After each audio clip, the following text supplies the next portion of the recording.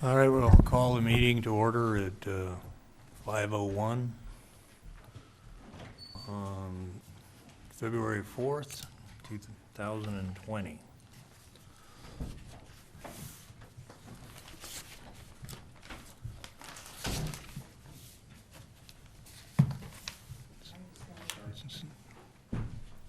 Cece, you can call the roll.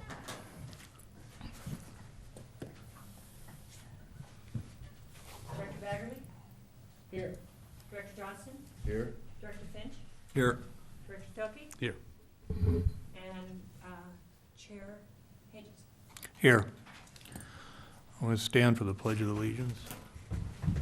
Jump in if I do something wrong. Pledge allegiance To the flag of the United States of America and to the republic for which it stands, one nation, under God, indivisible, with liberty and justice for all. We got two things done correctly. All right, Director, announcements, reports, or comments? Peter? No, I'm fine. Jim? Ojai Water Conservation District has not met. They meet tomorrow. Mr. Johnson? City Council has sent emissaries, both authorized and unauthorized, to the city of Ventura, asking for a peace treaty. Director Baggerly? Nothing. I don't have anything either. General Manager comments? Just a couple things. I know Regina Hirsch is supposed to be here tonight. We got word that there was a grant awarded to OBGMA that had been applied for probably some time ago. And I'd like maybe Jordan to speak a little bit about that under this, but I have another comment to make as well. And there will be some cost sharing, but we can do that through an in-kind type of process, and we can probably recover some cost that goes back to April of last year, I think you said. So, and then the other thing I just want to report on briefly is with Miss Vandermeer's departure coming up on February 15th, she has given us notice. I posted a small job description on an Ojai jobs board through Facebook, and I got 3 people respond. And so I've interviewed 2, and I have one tomorrow morning at 11. And so we have 3 good candidates. And so looks like we'll be able to bring someone in. It doesn't necessarily mean they certainly have the 21 years of history that CC has had with the agency, but we'll looks like we're going to have someone in, and most all of the candidates, the 2 I've met with so far, they only want part-time work because they do other things part-time. And so it looks like that is a pretty good fit, at least whoever we can select. So with that, Jordan, talk a little bit about the grant. I'm sorry. 1 minute there, John. Don't move so fast, John. Sure. Is there a point in the meeting where we can talk a little bit about that process and transition? There's an item on the agenda that talks about recruitment, paying for some recruitment expenses. So Okay. I think that's an opportunity there to talk about it. Then I'll hold my question. Okay. Okay, if I can follow up on the the Wildlife Conservation Board grant that Mr. Mundy was describing. This is a grant application that was put forth about a year ago and included about 25 projects within the watershed, really aiming toward sustainable in-stream flows and all of the management and planning and projects that can go into that sort of thing. 21 of those 25 projects were either directly or indirectly taken from the Ojai Basin GMA Groundwater Management Plan. And the one that is on the table, probably for next month's meeting, is really targeted toward the perched aquifer system delineation vertically and some of the monitoring that goes into really proving out that concept, because it's a key component of any recharge project and discharge project, both to the production aquifers and to the perch system that appears to feed San Antonio Creek on a perennial basis. That being said, a lot of the work that Care Groundwater has done, and Mr. Mundy as well, in the past year, dating back to April 1st, is eligible for the in-kind funding that is required as a match. So we're probably pretty close to already being there, which is great. And some of the work that's been done since October 18th, when the grant agreement was signed by the county, I believe, may actually be eligible for reimbursement. So we'll talk more about that next month when it's an agenda item and can be properly addressed. Okay. Okay, Basin status report, Jordan? Thank you. Today, we'd like to talk about the basin status, input, output, and storage, the Ojai Basin. The presentation before you is titled 40 Days into Winter. Technically, it's probably 44 to 45, but who's counting? If we just count the inches of rain, it's a little more disappointing. But we're going to talk about precipitation, what the groundwater response has been thus far, and stream flow. So, as you'll recognize, this map of the watershed here locally, the basin, we rely heavily on the rain gauges. The valley floor to date, 8.61 inches of precipitation at one of the county gauges that has the best long-term record locally there. Typically, we have access to the gauges up on Nordhoff Ridge, Chief Peak, and et cetera, but those, I think, have had a rough time uploading the data either to the county websites and such. So we're estimating you had over 14 inches of precipitation up there, though those data are going to be preliminary, I think, for a while, if they have been even collected from the county. Now, compare that to last year. We really weren't that far ahead. We were around 9 to 10 inches of rain this time last year. So what's that doing to the basin? So as you know, we've got all the data loggers and wells, and this is a graph of what you've got in the Key Well area, the Elrod well, the easiest access, most user-friendly, and simple to have data sets. 2016 nadir, 265 feet below ground surface. 217 in June, 164 feet deep, and then receding into 2017 and 18 with a 2018 nadir of 204 feet.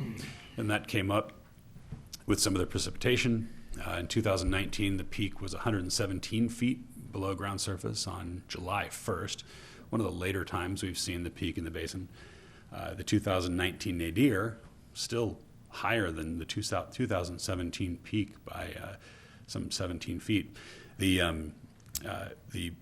141 feet on the 14th of November, and then a pretty rapid recovery, owing in part to cold air temperatures, and of course the relatively early rains in late November and December.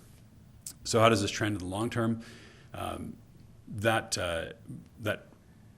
most recent data set that we have thus far puts us at 124.76 feet below ground surface at this well. We estimate that to be about 72% of the basin capacity, or 57,600 acre feet.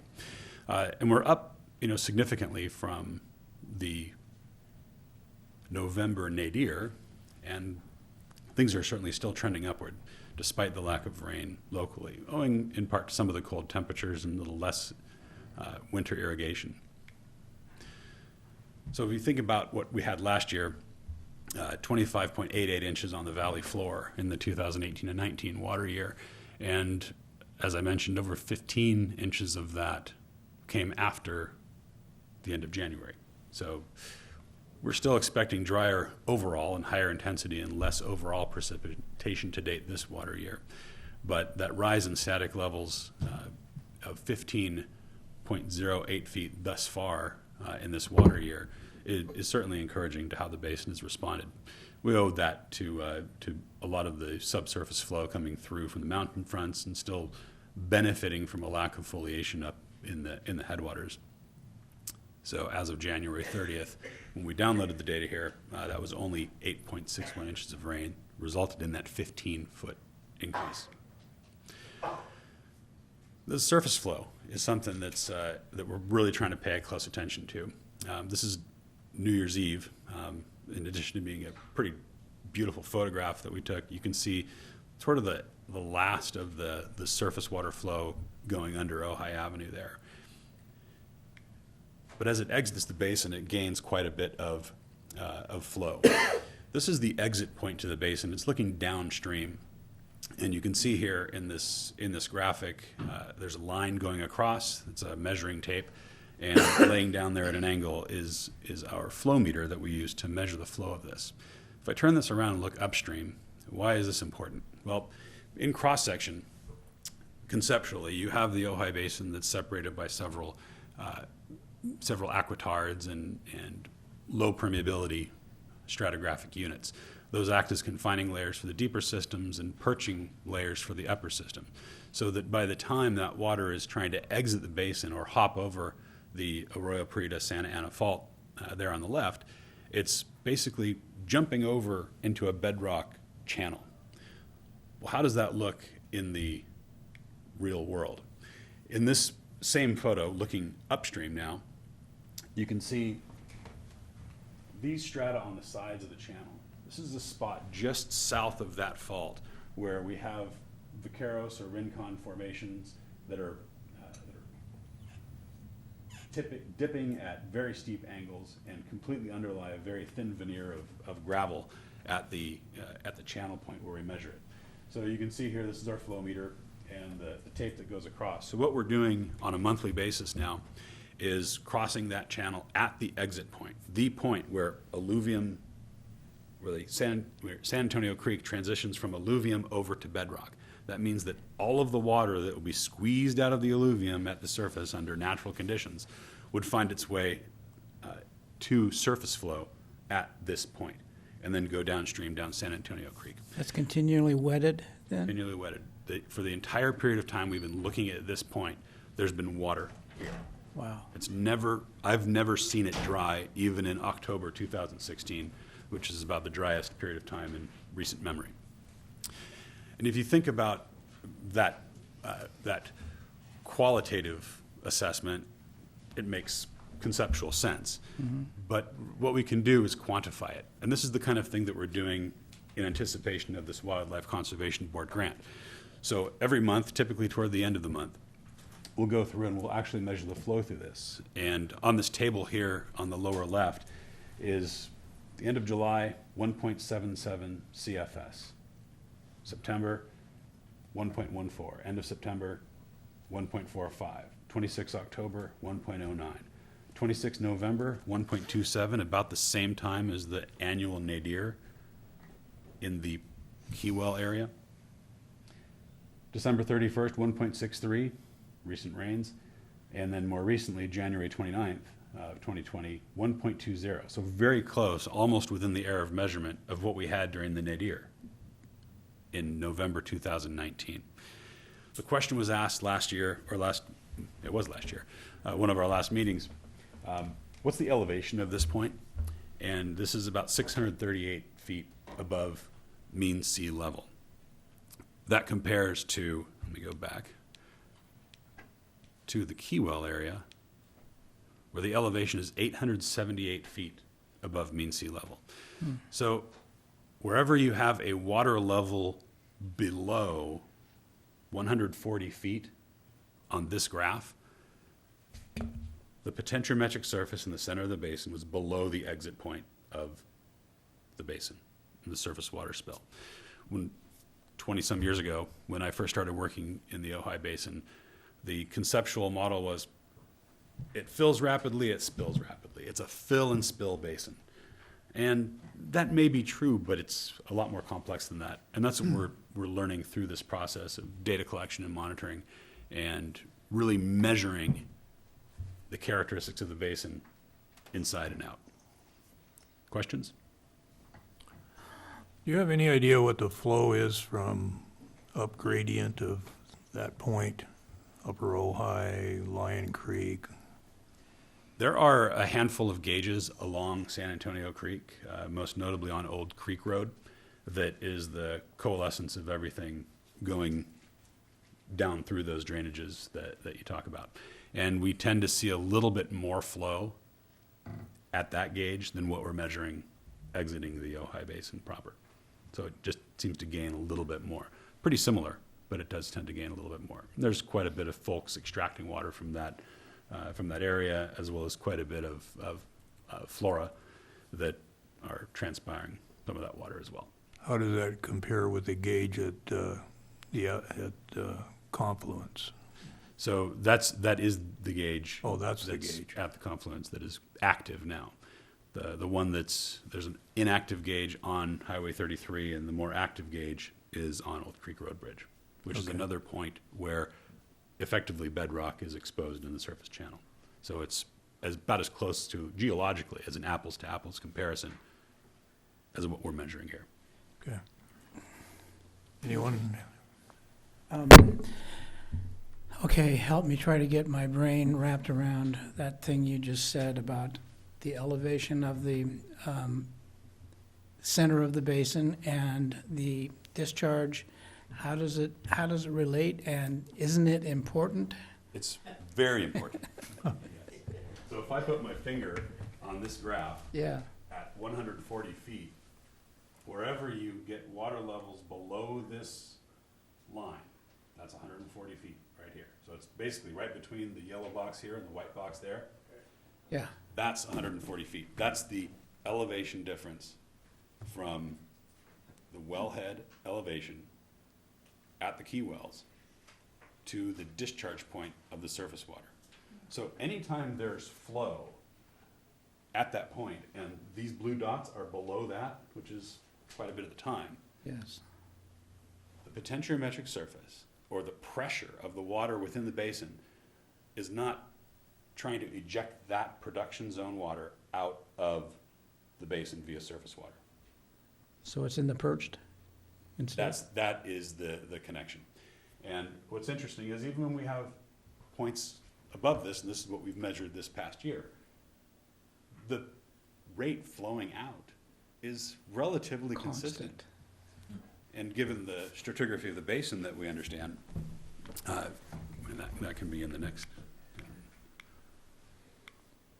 And this guy, we've got these clay stratum here that are the darker brown versus the stippled gravelly patterns Right, that are limiting factors to that upwelling of that water, which is why so many wells flow artesian in Ojai when we get a good amount of precipitation. And the classic line in Pat Fry's book, History of Ojai, there were 118 flowing artesian wells in Ojai. Well, that's true. yeah. And then there were none. And then there were 120 flowing artesian wells in Ojai. I don't think she said that, but I can. And in 2005, there were 118 wells flowing artesian in Ojai.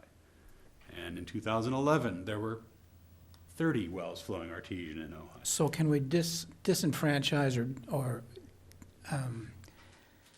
separate the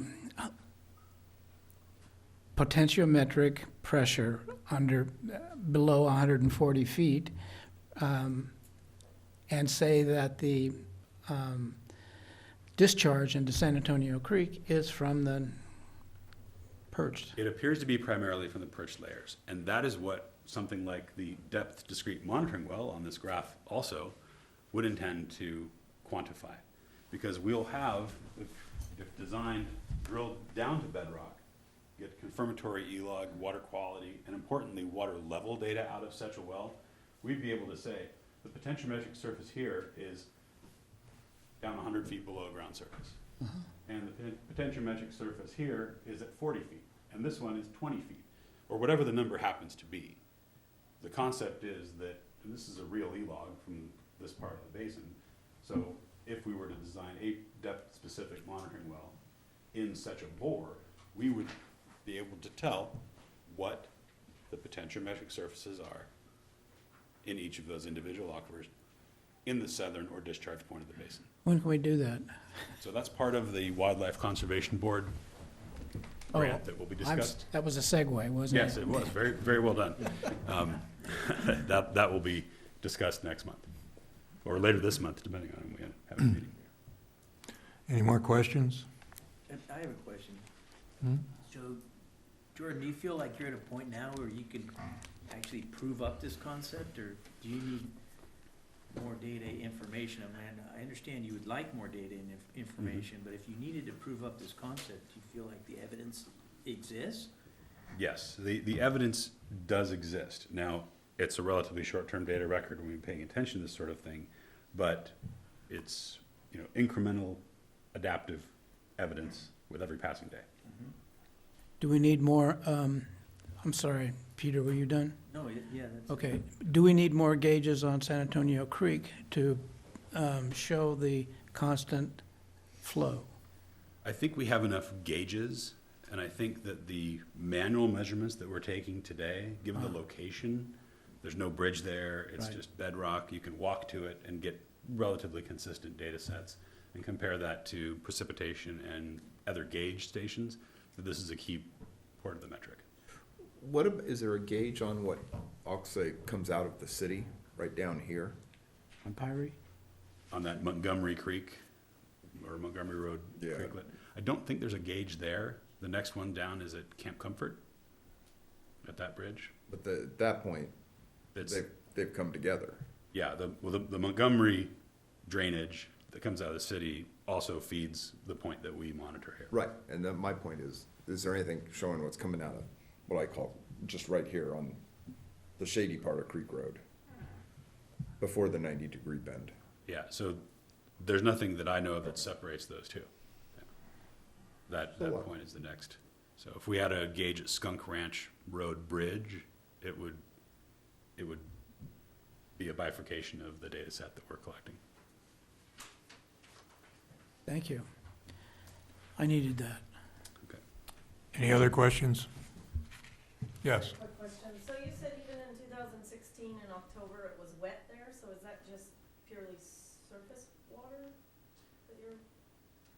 There was water at that point in October 2016, in that bedrock notch. And it wasn't a lot, it was, flowing at a tenth of a CFS, but it was still flowing. And ostensibly emerging from that perched aquifer system, because at that time, the deeper aquifers had significantly less potentiometric pressure on them.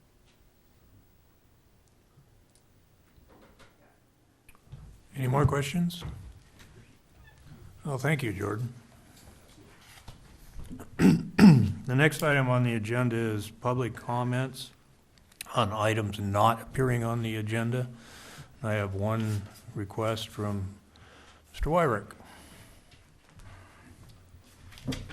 Just as a outside looking in, I find it interesting to note that the hydrogeologist, I think it was Hopkins in 2013, recommended to the city of Ventura they should maintain at least 2 CFS at the Weir Dam and the Wellfield area. Not a lot different than the numbers you were showing up there. Just observing that. I don't know what it means. Just thought I'd observe it. Anyway, Councilperson Haney and myself have worked on a letter that we're going to ask the rest of the council to endorse, and that'll happen Tuesday. We were down last night asking the Ventura City Council to look at this action, and I'm going to hand out the draft letter. And what we're suggesting, and it was well received by the Ventura City Council, we are not sure exactly how it will be expressed.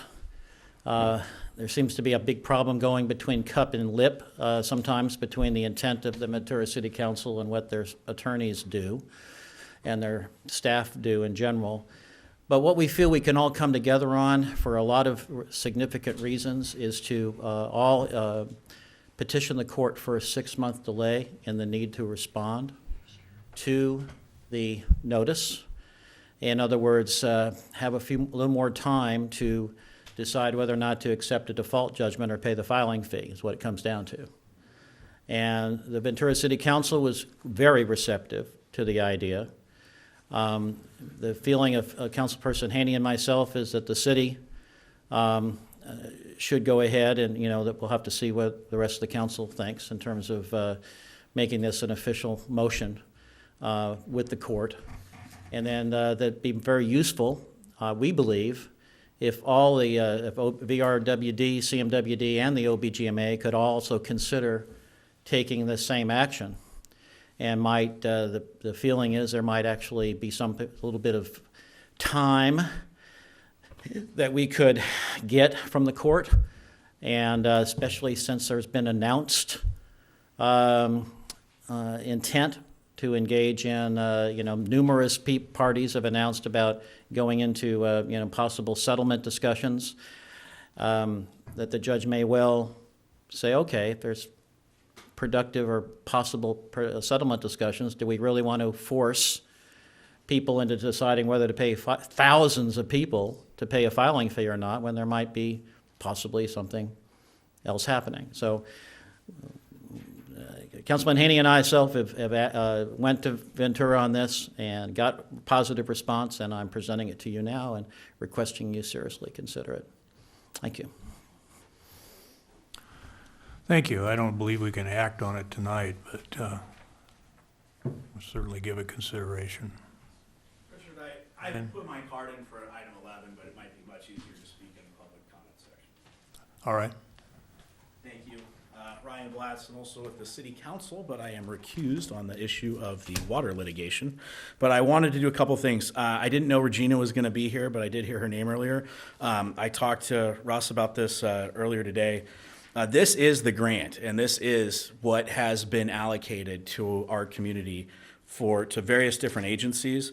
It is the Ventura Watershed In-Stream Flow Enhancement and Water Resiliency Regional Framework. Part of this litigation that's going on, this may be the saving grace that helps all of us. The different agencies that are partners in this are Ventura River Water District, Ventura County River Water District, City of Ojai, Forest Service, Miners Oaks Water, Senior Canyon, OBGMA, the Ojai Valley Inn Thatcher School District, Ventura River Water, not sure I think they have that one twice, the Ojai Valley Land Conservancy Crew, and a couple others. This money's been allocated, is there available for planning and other issues. As this case moves forward and there is a framework of the idea of a physical solution that may work, I believe that the current form of where this settlement looks like it's going may not be sufficient. We don't know. It's going to have to run through a couple other channels of the judge, the state, potentially all the way up to the governor's office to get approved.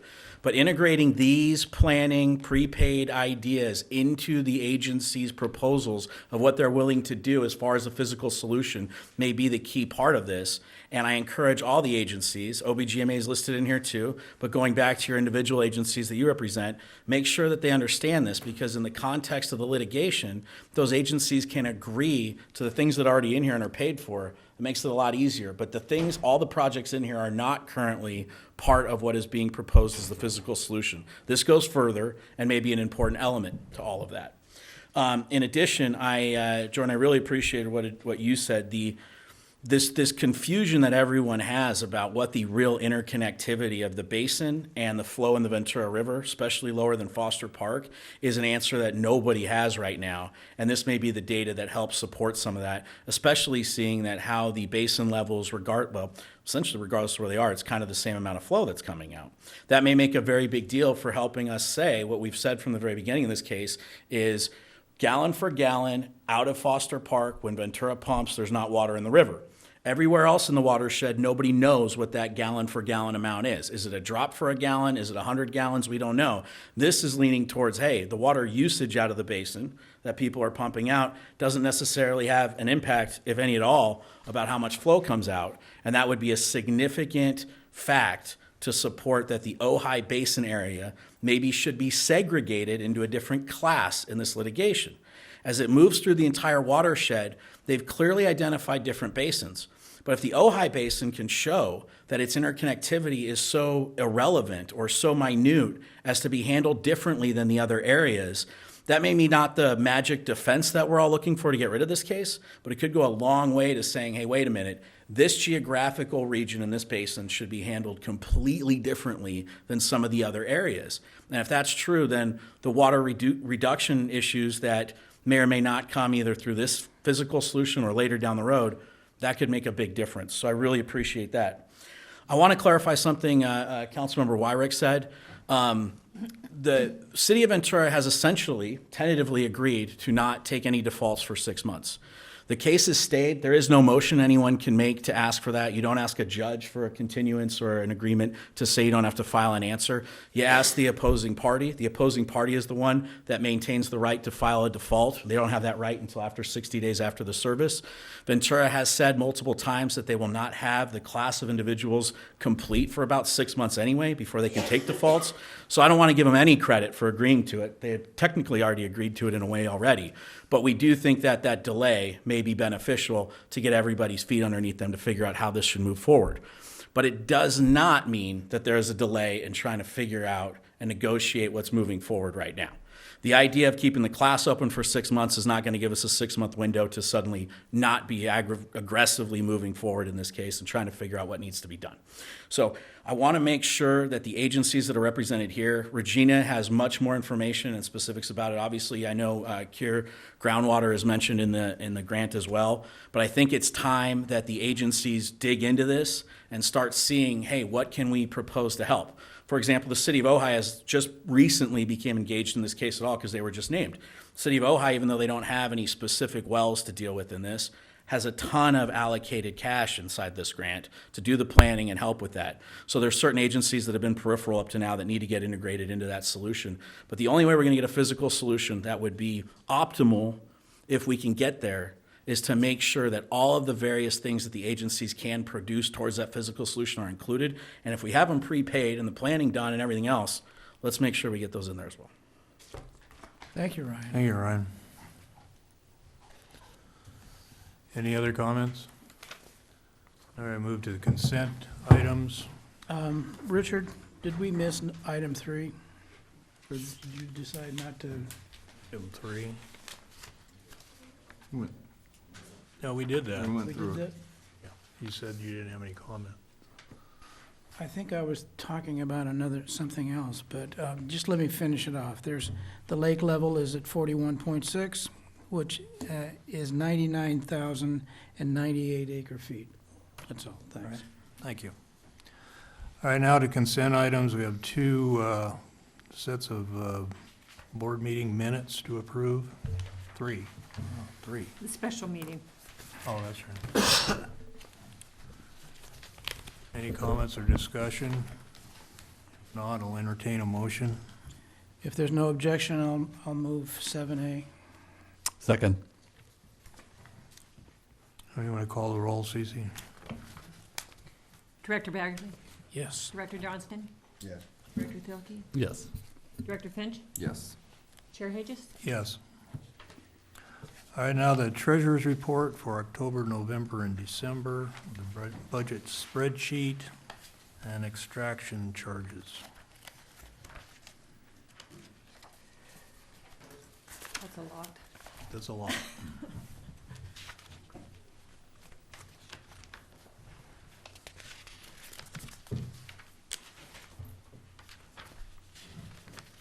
And the,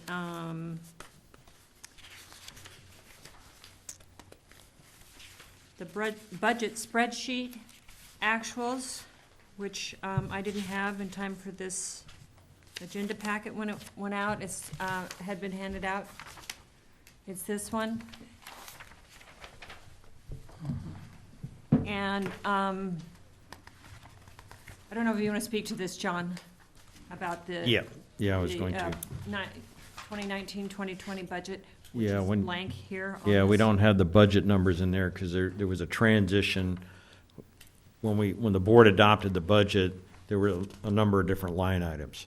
And so we have to make the transition from the old budget to the new budget line items, and we haven't done that yet. So we'll try and get that done for the next meeting.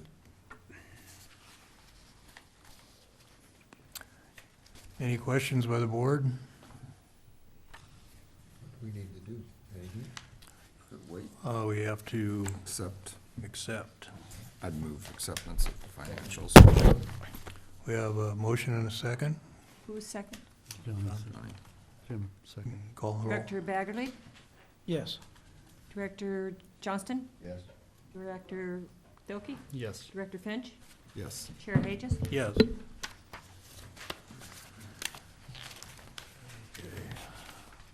Next item, we have a request for a well permit from Casitas Municipal Water District.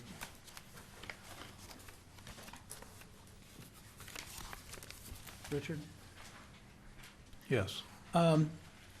This well was drilled in 1951. It has been rehabbed once. And when Casitas took over the Golden State Field, we videotaped the casing, and it is full of holes. It isn't worth much anymore. So we're proposing a new well further to the west, Mutual Well number 7. Just for the record, Casitas is not subject to the county's moratorium on wells because we're a state agency. Which well on this map is the one that you may abandon? Mutual Well number 5.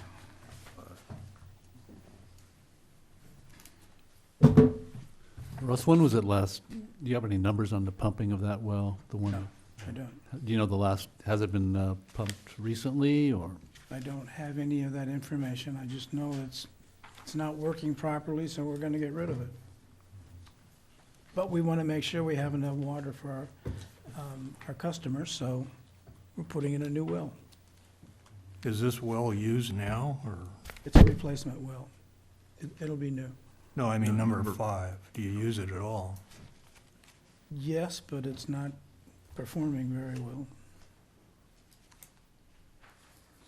Replacing. So we have no numbers on how it has performed over, say, the past 5 years or anything like that? No. Yeah, one of the questions I think I'd forwarded to Jordan was, what's the current or design capacity of the old well versus is the new well going to be at that same capacity or something equal to or more than or less than? And so it'd be nice to know if that new well has a higher pumping rate, going to put more water out versus Sure it what's will. been when well, efficiency-wise, I imagine it's going to be better, but I would think that we should be looking at the original design of the old well and the capacity of that well versus the new one. And what's the justification for in this type increasing of it? a thing, if you can pump it off of 1 versus off of 3 more efficiently, I mean, so I'd even question why would you design for just the same? You design for what it looks like as you drill it and et cetera. Because if they can get one good well that produces 2x, they'll just pump it Understood. less. Would you like me to bring back more information next month?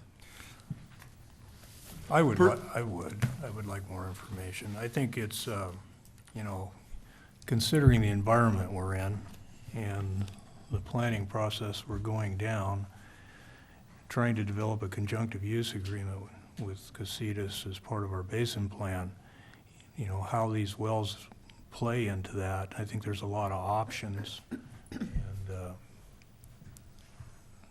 And personally, already paid $1 million plus for Golden State's well that was supposed to be a replacement, and having to pay for another one without truly understanding how it's going to work. I mean, currently looking at the data, Casitas is able to pump enough to meet demand. Well, I think that's for Casitas to determine. I think that what we're here for tonight is the permission or not to drill another well. So I guess I think some of the answers to those questions would be interesting, but ultimately we have no say because they're exempt. Right. Correct? So I think all what they're asking for would be interesting, but I don't necessarily see that, oh, it's a design for 200 gallons a minute, this one needs to be exactly 200, depending on how it drills out. If it can be 400 and reduce your cost per gallon or per acre foot, however you want to say it, you know, it's less about how they extract it. I mean, the water savings happen by all of the people of Ojai saving water. And whether you get 75 gallons a minute out of 3 wells or 225 out of 1 well, same result. Peter? Yeah, real quickly, I think the agency pursuant to its enabling legislation has the ability to impose reasonable conditions on well permit applications, and that's separate and apart from the county's authority and the moratorium. Yeah, but on a private individual, I fully agree with you. But I thought they were exempt. I think the From the exemption is moratorium. from the moratorium, Yeah, it's from the but moratorium. they're still subject to Oh, permit from the Yeah. OBGMA. I see what you're saying. And there's a list of some 8 conditions that Okay. we've come up with for this well. Okay, I get the Yeah, difference. that's the point I was trying to I make. get the nuance, okay. You have those conditions as part of the package. No. No. Yeah, I Yeah, remember. that's- Yeah, no, I remember it from the others, but, okay. Well, I think, Russ, if we could have someone provide us with more information about it, I think it'd be helpful. Okay. If you want to jot down a list, I'll take it to the Yeah. agency.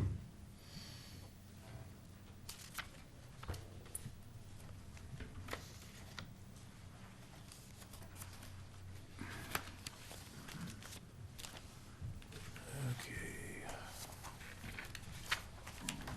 Item C is recruitment. John? I put this item on the agenda tonight, and as I mentioned earlier, I'm going through a recruitment process. I don't know if we're going to need certainly any funding, but I thought at least there ought to be something there available. Part of what we're additionally doing in, as far as the recruitment, and it's just really my time at this point, didn't cost anything to post a notice like I did, is we're also looking at, in the interim, do we need some accounting help or bookkeeping help? And is there any possibility or interest of getting some additional help, just dealing with the minutes and the board meetings, things like that? So I don't know where this is going to go. We're still kind of feeling this all out, but I thought we ought to have at least a few dollars available for if we need to authorize some expenditure related to this process. Any questions? We've also talked to a CPA that is willing to go over our accounting system and bring our QuickBooks up to date and get it prepared for another new bookkeeper to come in and keep those books. He may be someone we want to use on a regular basis to review our accounts, particularly if we're going to be involved in a grant. So he's looked at what we have and is going to prepare things so we won't lose any, there won't be any lost time between the time CC leaves and we retain someone permanently.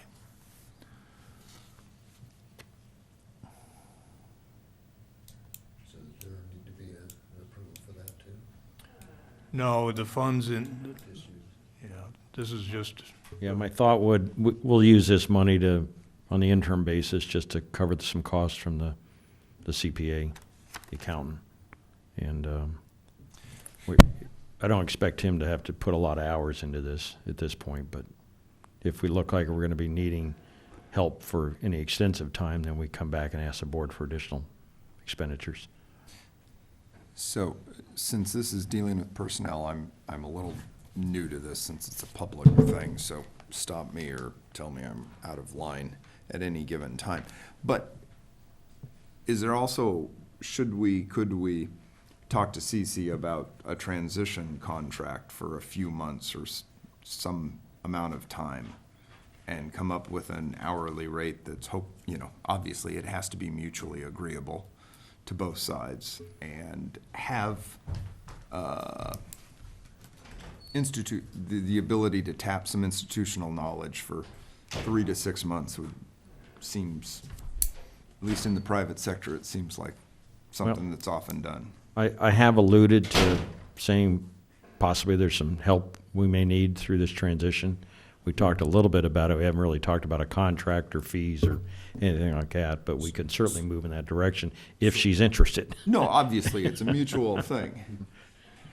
And I'd say twisting arm, but that doesn't work, so maybe it's sweet talking. A little more than that. Yeah, a little more than that. And I know what it is on the other side of that equation, or what it takes to make that equation work. So in this kind of a body, what does it take, and how do we go about setting that up or authorizing it to the discussion to take place? Well, we have, John has several candidates that he's interviewing. No, I and get he'll- that. Well, the board action will be, he'll bring back a recommendation. This is about institutional knowledge. This is about this That's the is same separate. thing. Well, I think it's two different motions, or approvals. I think one is hiring the replacement. And as I say, I've done this in the private sector when these happen. You go out, but then you also simultaneously, in some of these cases, and mine was on a something that had to keep going day to day, cutting a deal with the person that was leaving to have access to them for, in that case, it was a year, maybe it's 6 months type of thing.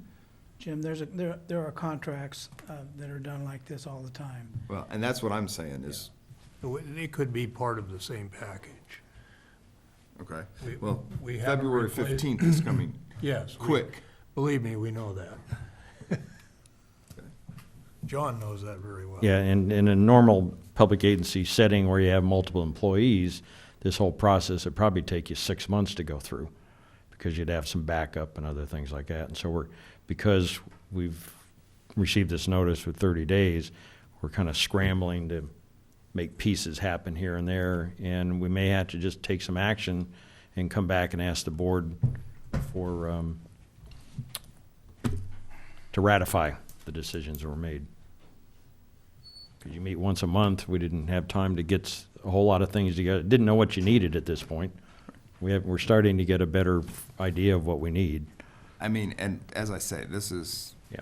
I've sat on private boards, but never this kind of quasi-public thing. Also, have you just talked, or what's the ability to talk about, buying an extra 30 days or something? Contract, Yeah, that's what you need. That's all. but don't we have to? Yes, we do. So that's my point. Well, we can't do it tonight. Yeah. Okay. You could hold a special meeting. Yeah. Okay. John can make an offer, and we can bring it back to the board. Okay. When we have a better idea of what Cece wants to do, for one Right. thing. No, I realize there's two parties to Yeah. this, and I realize the other party's sitting right here. And she's made some commitments as well, so we want to make sure that we honor her ability to move forward on those future Right. commitments. No, it's a two-way, We'll you talk. have to come to something mutually beneficial to both. Yeah. Right. I have another idea. Okay. Before she goes, I think that this board should go to a dinner with her. Everybody pays their own bill. I'll pay for hers. And we have a nice evening out all together to say goodbye. Sound okay? Yeah. Sure. Make it so. You have to ask Cece, if she wants to attend. She's Yes. probably not going to want to go to dinner with us. I think we That'll can, cost extra. I think we can do that. Well, there'd be no public funds used? Okay, Yeah, right. thanks. Good, thanks. So, John, what do you want to do about this $2,500? Do you need it? It's entirely up to the board. I mean, I'm probably not going to need a lot of it, but if any. but I thought I'd put something in here at least to give you something to authorize some initial expenditures. I'll make the motion that we put aside $2,000 to initiate the recruitment and filling of the board secretary and office assistant, in case you need it. And if you don't, of course, it goes back. I'll second it. Director Baggerly? Yes. Director Johnston? Yes. Director Telke? Yes. Director Finch? Yes. Chair Hages? Yes. Who's second? I would like to say John has made arrangements. The bills will get paid and money will get deposited. And I don't think Cece's gonna walk off and leave a pile of checks on the desk, so, or bills, I hope. No. And I would be willing to, if you hire someone, to be there to help with the transition. Yeah. No, and you'd indicated that before, and, Deal. but we need to make sure it's right for you as well. Well, yes, I would, I mean, to show them how I've been doing it. Cece and I have met, and we've talked, but, you know, you spend a couple hours, and it's kind of hard to garner 21 years worth of knowledge in 2 hours, so. Yeah. No, and that's the thing. It often in this kind of case, I would actually like to see us put in place some kind of 6-month to a year thing on a, an availability basis, where you can't think of the question. It just pops up 4 months into it, and all of a sudden, it gives you some ability to access that knowledge in some way, shape, or form. Yeah. No, I agree. Okay. See what we can put together. Okay, next item, proposal by DBS. No. No, this is Oh, cost no? of Give service. D. D, Cost of service. Oh, cost of service update, yeah. this one. John? Yeah, I put together this spreadsheet, and I apologize for it being so small, but I was trying to get it on one page. And what I did with this, several years ago, when the board was looking at putting in a wellhead fee and increasing the extraction charge, I put together a cost of service analysis. And now with potentially a state grant looming out there to help us fund a groundwater sustainability plan, I thought, well, maybe I need to update that and start looking at what the impacts of having a local share and some kind of idea of what a cash flow would mean on the agency. And I'll just point you to just a few line items.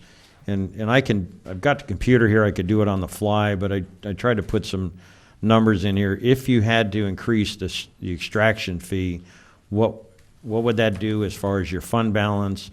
What would it cover? And I also put in, if we had expenditures on the grant over the next 2 years, how does that impact reserve balances and things of that nature?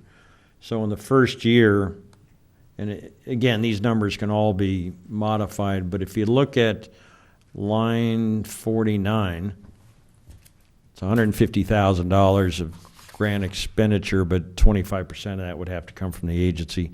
But you're still going to have to spend the money, and then you're going to have to ask for reimbursement. And so this assumes that you'd have to put that money out of front. It increase your expenditures by double of what you have now, essentially, by doing that. And if you go down and look at lines 67, 8, 9, and 70, and 71, that's the extraction fee is what you currently have at $25. I put an increased extraction fee and try not to muddy up the existing fee. And then there's an estimated extractions. I just put 4,000 acre feet. Again, these are all formulas, so we can modify these numbers pretty easy. 148 wells. I think there's 154 actually, but you don't always get 100% of your revenue out of all those wells. And then a wellhead fee. So based upon my playing with this spreadsheet a little bit, and if you look at lines 61 through 65, and if you put it $11.33 for an increased extraction fee on line 68, that generates enough revenue, and showing also that you get a grant reimbursement as part of that money you'd still end up with a reserve balance of about 51,000. And then the next year, you do this, you have to increase the extraction fee to double, 2266. And then you'd be able to cover and still have a reserve balance at the end of the year. If you start lowering your extraction fee much beyond that, you get into negative real quick. And so that's something you may want to look at a little, spend a little more time on. I necessarily can't go through this all tonight. I could, if you want to know what $5 means in that first year, let me do that real quick.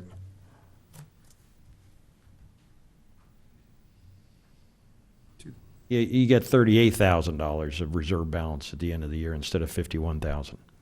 So if you want $5 on an increase in the extraction fee, if you just did $5 on each of the years, Well, isn't it 20,000 a year for every $5? something like that, yeah. But if you kept it at $5 and went into the next fiscal year, you'd be negative 6,000. So that's why you got to bump it up a little bit in order to make sure you don't end up too far negative down on the end. At some point, you could do this as a temporary fee and drop it off later. But in order to deal with the grant funding, in order to get this groundwater sustainability plan done and deal with cash flow, you're going to have to look at some way to generate some additional revenue. Cookie sales? Girl Scout cookies, right? So, and I know, Peter, you looked at a question I had related to what the authorities could be for changing the fees. Yeah, I think, just simply put, the authority exists to impose extraction fees for groundwater sustainability planning under SGMA. And there's two different authorities. One applies prior to adoption of a groundwater sustainability plan, and the other, I think by the terms of the statute, apply after adoption of a groundwater sustainability plan, but I think the authority is there to act on if the board was so inclined. So to John's point, because statutorily, we're limited at $25 right now, so then the next line item would be SGMA Yeah. planning that allows us to throw the 11 or the 22 or whatever. Yeah. Yeah. And I thought you should see this sooner than later. Because if you decide to accept the grant, you're going to have to deal with something on the revenue side. Well, even if we don't accept the grant, Well, if we have to do this ourselves, we're gonna need that plus. yeah. Russ? Yeah, I got a question on, I'm going to go back to the first line you pointed out, and that was line 49, and it has to do with the, is it 25% local funds? Do we have a clear indication of when we can start applying the money that we've already spent as local funds that will be attributable to our 25%? How far back does it go? What can we do? Do you know? I think based upon this one, I saw that, and I can't remember the exact, but I seem to think it was January of this year. This year? Oh, Yeah. What was the April of last year that was talked about? That was for the reliability grant. There was, Wildlife Conservation Board. yeah. Yeah. So, the agency would have to come up total for the grant about $133,000. But the reality is you're going to have to spend, if you need to spend the $533,000, which you're going to get reimbursed for $400,000 for the grant, you still got a cash flow issue. yeah. Yeah, the reimbursements are quarterly, I believe. Well, you apply for them quarterly. When you receive them is a Yeah. little different. So I showed the expenditures all in a couple of years by the statutory deadline to get the groundwater sustainability plan, but I believe I put in here reimbursements that extended into the following year. Yes. I'm going to throw something else out, Richard. It's come to my attention that you remember when we put in our lose a word here, our alternative plan. Yes. That was 10.733.6 B3, I think. Pretty close. Yeah. Any trivia Close, contest? close enough. But there's another alternative available in that same section of the law, and it has to do with following the directive of an adjudication. So that's going to take maybe some of our pain away later. Maybe you can respond to that. Yeah, I think that whatever the physical solution is, would need to be pretty comprehensive, and not only would it need to be approved by the court, but also by DWR as satisfactory of all the criteria. The basin's not adjudicated at this point. No. Sigma did exempt previously adjudicated basins.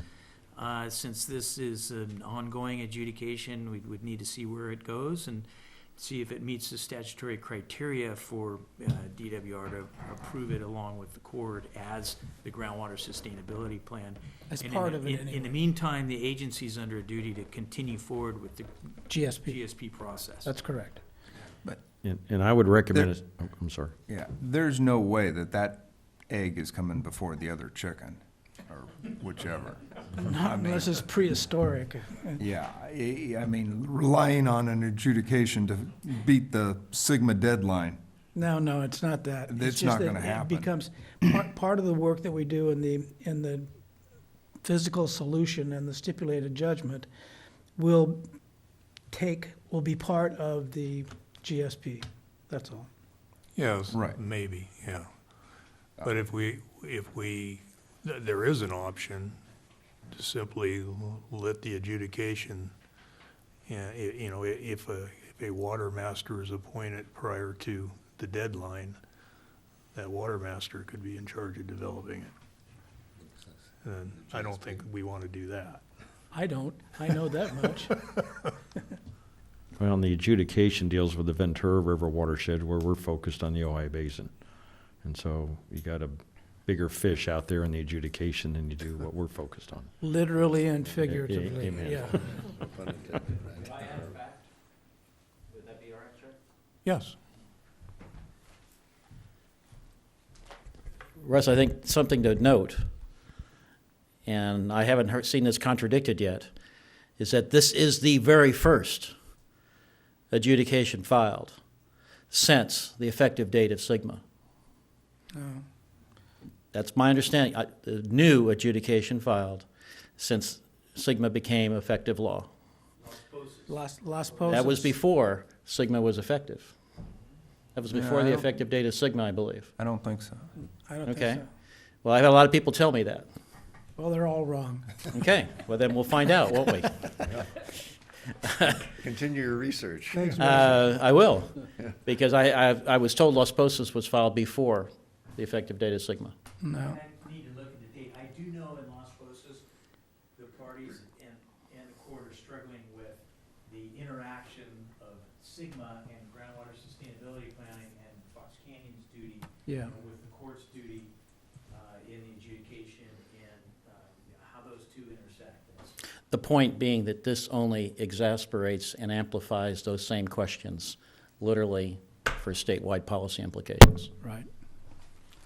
Yes, you had a question? I can help you with that. You are the first adjudication for a watershed. Oh, that's true. That's what I meant. That's true. Thank you, Tony.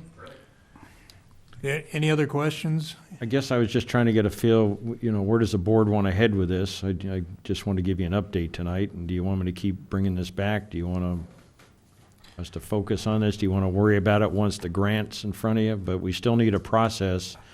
We're still going to need to have public hearings and talk to the public about it, and notices and all those kind of things.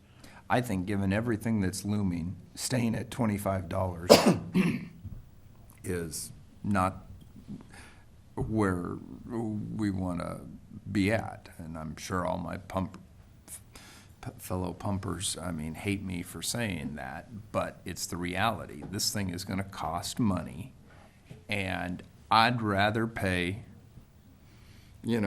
36 and then 47, $8, rather than suddenly 3 years have to pay $75.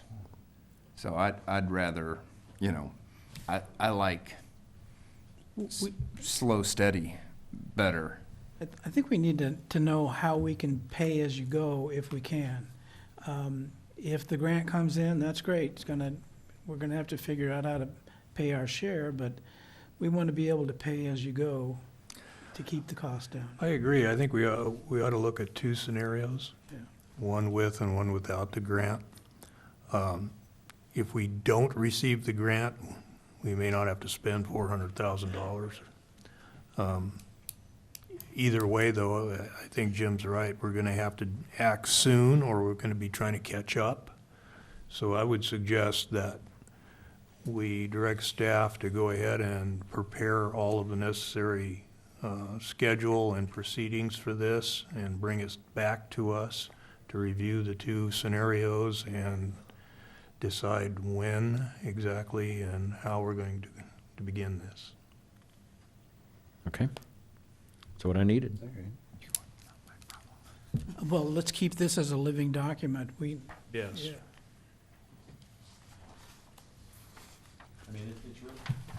It's real easy to back out the groundwater sustainability plan out of this. I can just put zeros in and all the numbers calculate, so it's. Yeah. I mean, Well, I it think takes- if we have the steps, what notifications we have to make, Yeah, and we'll, the time period for the public hearing, and have that all ready to go, so we make a decision. I would need that anyways, from a planning standpoint, so, Okay.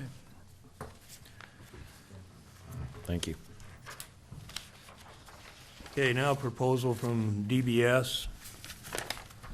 The last meeting, we discussed what the first steps were going to be in trying to satisfy the requirements to develop a sustainability plan, and we talked about updating our groundwater model with the most recent drought conditions, and to develop for our public outreach a layman's description or version of how the basin works, so that we're able to all agree on how it works and be able to present that to the community.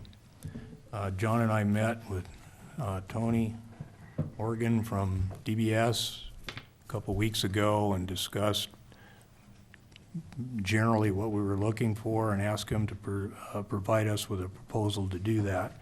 And the proposal is in your packet. John, do you have any comments? No.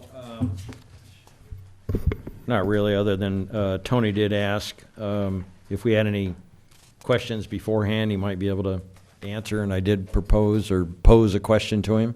And so maybe you can speak to this a little bit, Tony, along with my question that I proposed to you.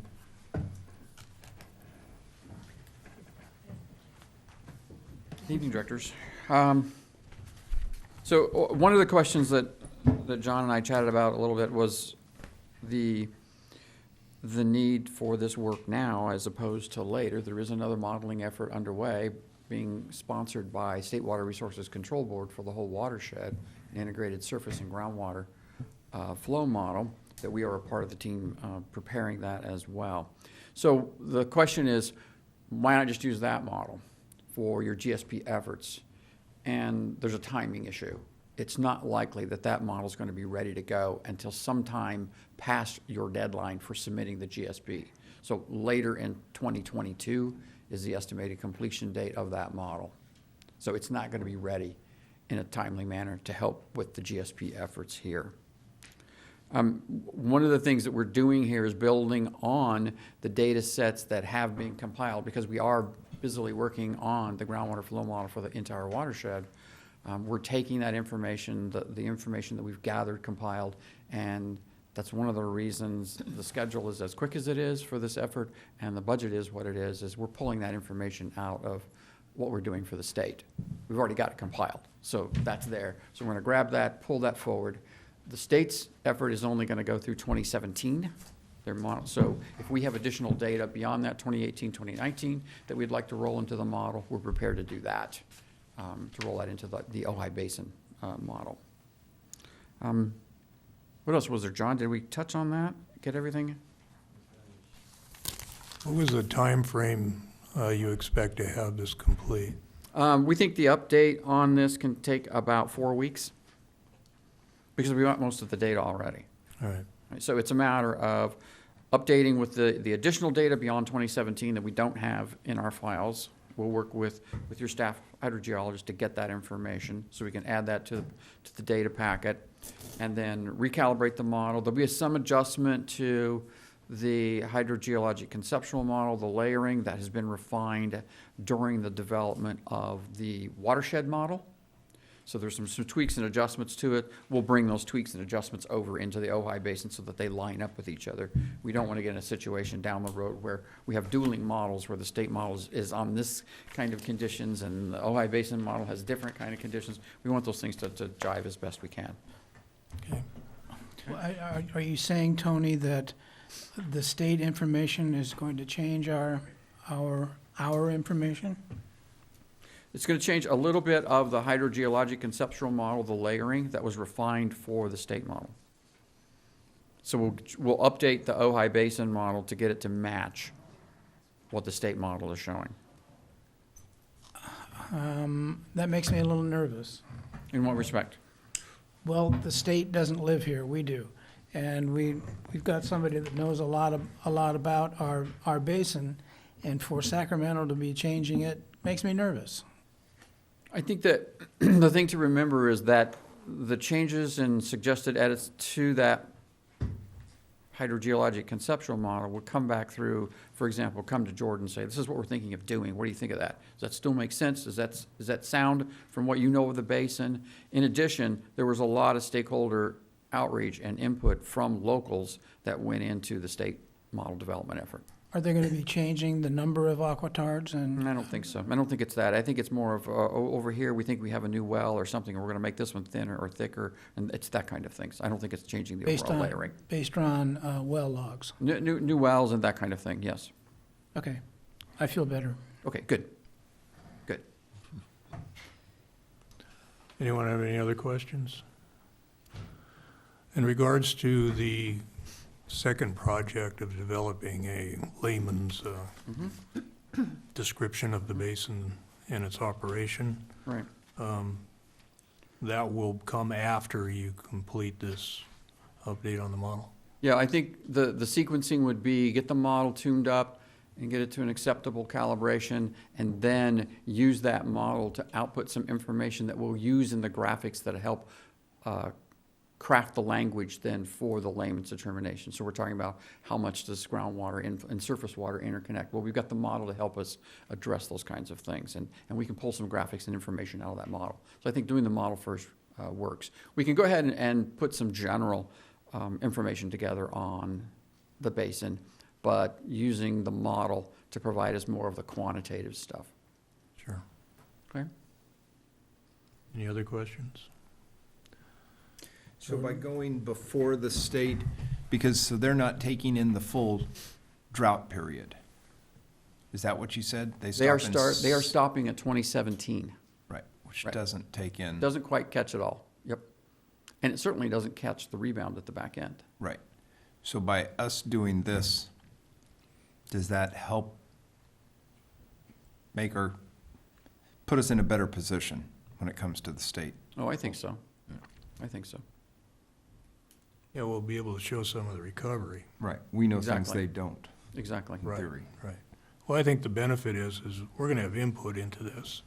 So if we have questions on any of the assumptions that are made in this model, Of course. the boundary conditions, those type of things, we can ask those questions before the state model's complete.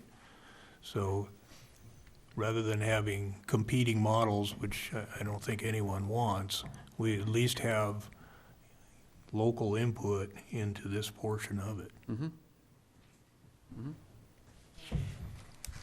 How do we protect our information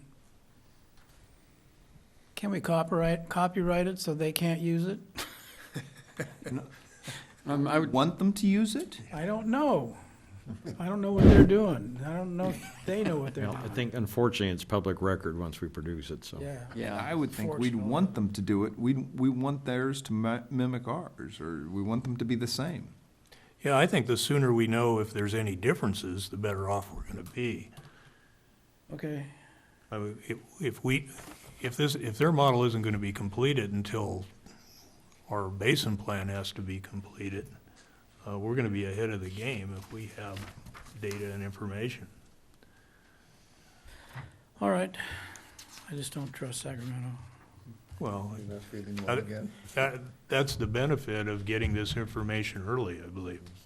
I Okay. mean, you'll be able to tell us if there's significant differences between the work that you're doing for us and what the state is doing For sure. and their conclusions. We're in the middle of it with them. So we'll have an inroad into that before it's finalized.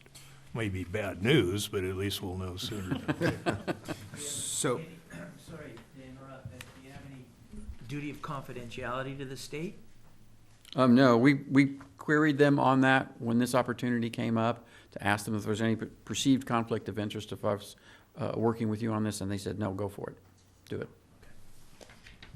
And also, just to note that this firm did the original model. It was done in 2011, I believe, wasn't it? Mhm. So this is an update of that work. Second update. Second Second update, update. right. so do we have, would the motion, does the motion have to be for the 40? I don't know. Or could it be for the 33? Can it be in two phases? I don't see why not. I mean, we can see the first product and then Yeah, your call. approve the second task. Okay. Either way. Well, then I'd like to designate those as task 1, task 2, Okay. for bookkeeping purposes. I would be willing to make that motion to approve task 1 at 33,152 and hold on task 2. Second. Second, you think? Okay, we have a motion and a second. Johnston? Russ, second? It was gentle, but I said it, yes. Okay. Director Baggerly? Yes. Director Johnston? Yes. Director Filkey? Yes. Director Finch? Yes. Chair Pages? Yes. And then once we start to get closer to where you can provide us some information on the first task, then we can consider the second task. All right, so that's estimated to be approximately a couple of months. Be back to you. Okay? All right, Thank you very much. Thanks, Tony.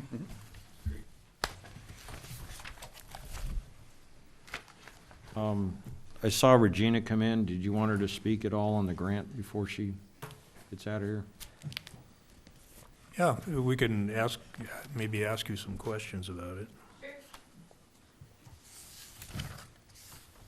So this would be back under comments not on the agenda? Yes.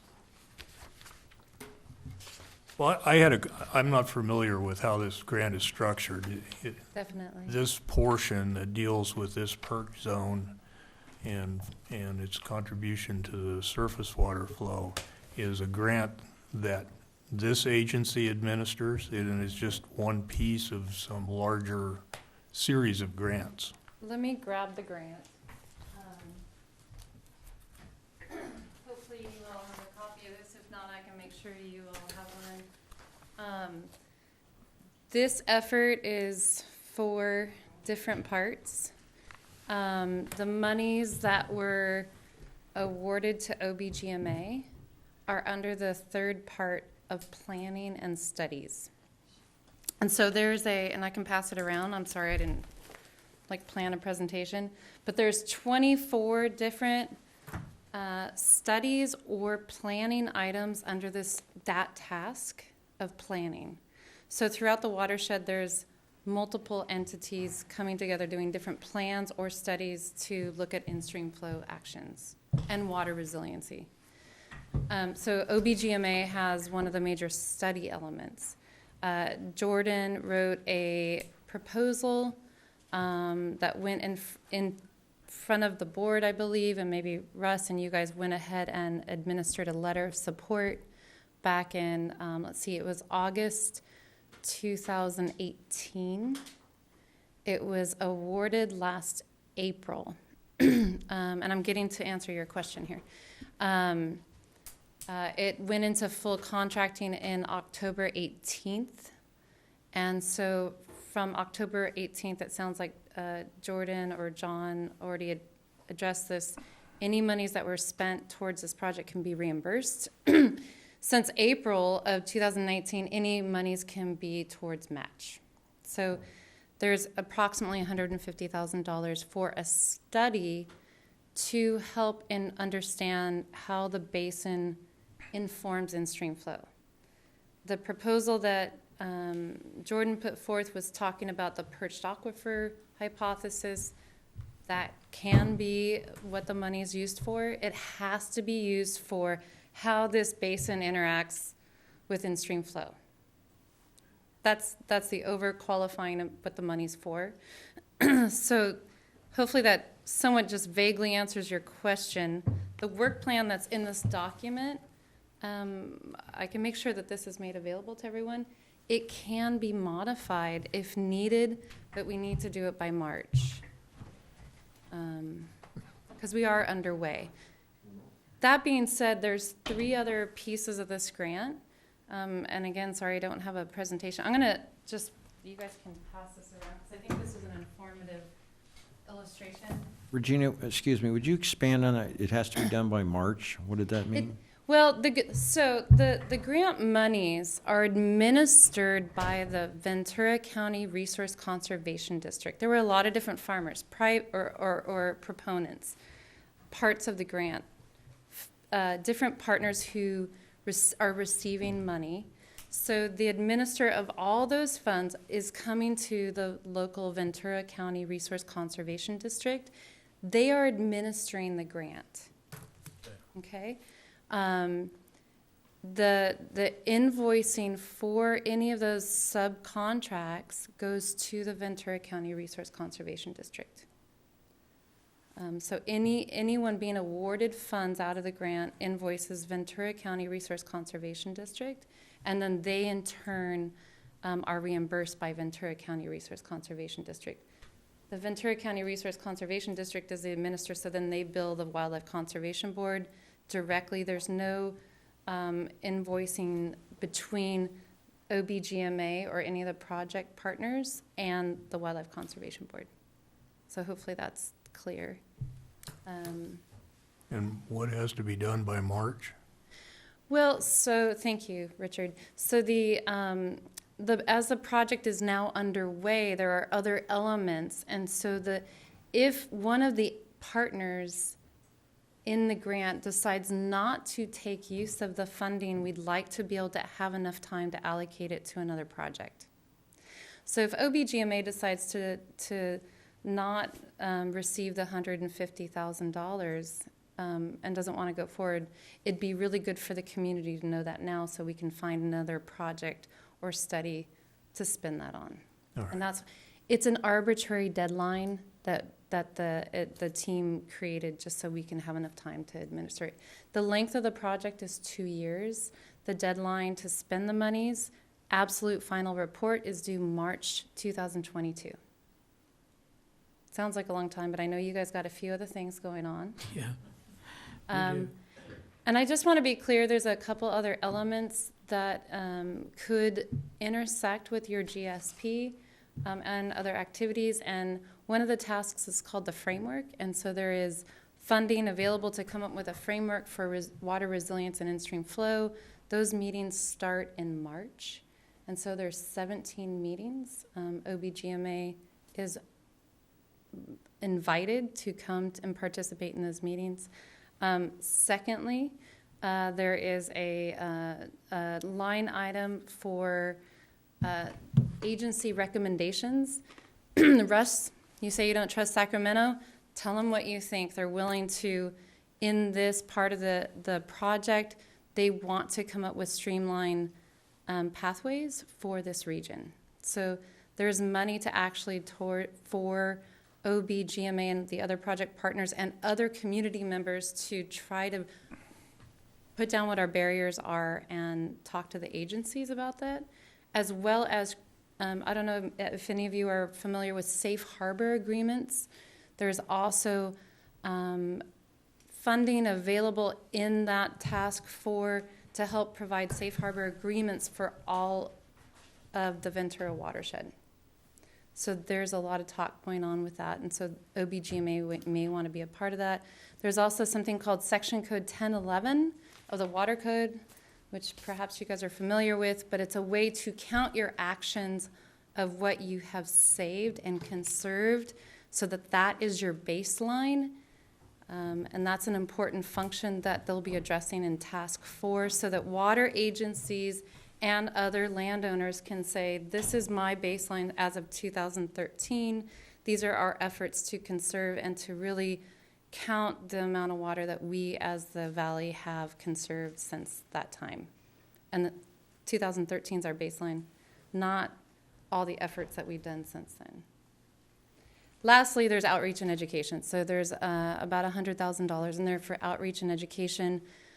In addition, there's money to create a dashboard, which I think I've invited some of you to a dashboard meeting February 27th to give input. And that dashboard is for water agencies primarily to visualize water data in the entire watershed together. And that includes groundwater as well as surface water.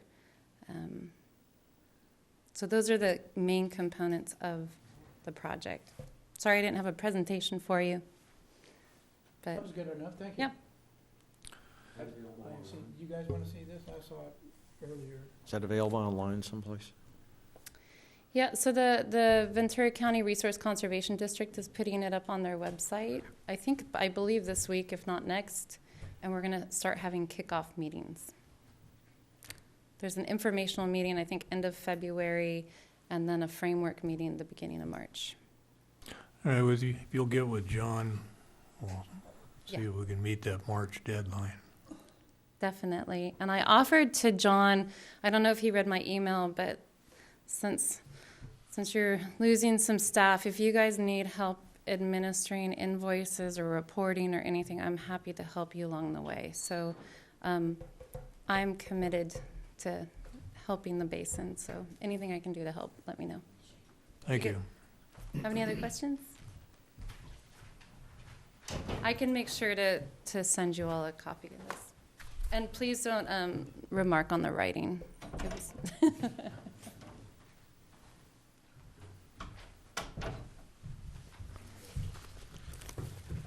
Okay, you're back.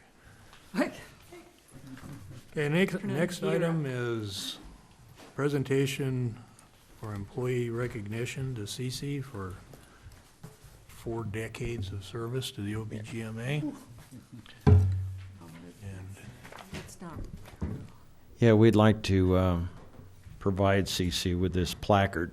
Oh. And on behalf of, and thanking you for your years of service and dedication. This is a tough job you got, and you've had a lot of irons in the fire, and you know, between the accounting and the statements and the board meetings and the minutes and financials, and I mean, you're going to be a tough act to replace. So, hate to see you go, don't want to see you go, but understand.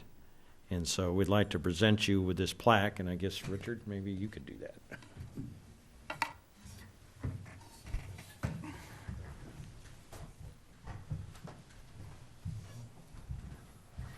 thank you very much for your dedicated service. I only worked with you for a little over a year, but you've been a great help to me.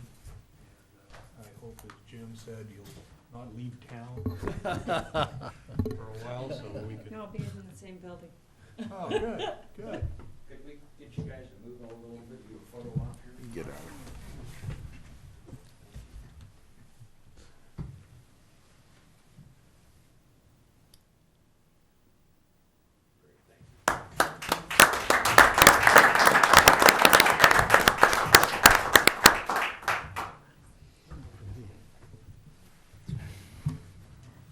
I just wanted to mention, Cece said, no, I hadn't done 4 decades. I said, yes, you did.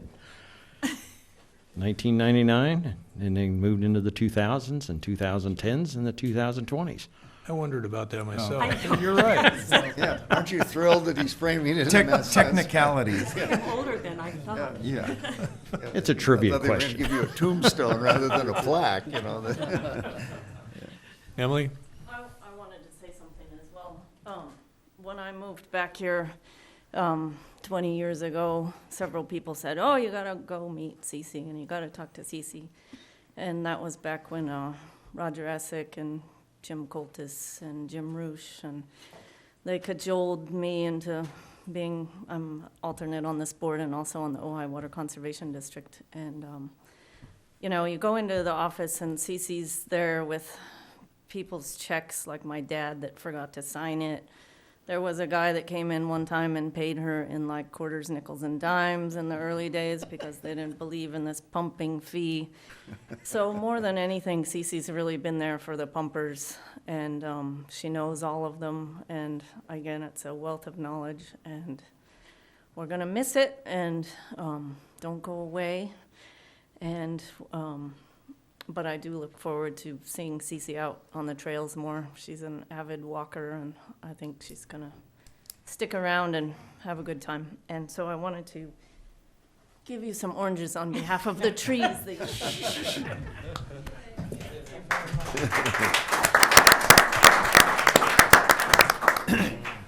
I'd like to adopt Emily's words as my own. Thank you very much, Cece. Thank you. And as Russ proposed, we'll arrange to take you to dinner. I don't think you can all be in the same room, can you? Sure we can. Yeah, we can. Yeah. Just We're can't not- talk we're not- about the groundwater basin. We're not gonna talk about business. Can't order water, you can only Right. order wine or beer. Can't even say the word. Can't say water. Yeah. Yeah. All right, thank you, Cece. Thank you very much. Okay, information items.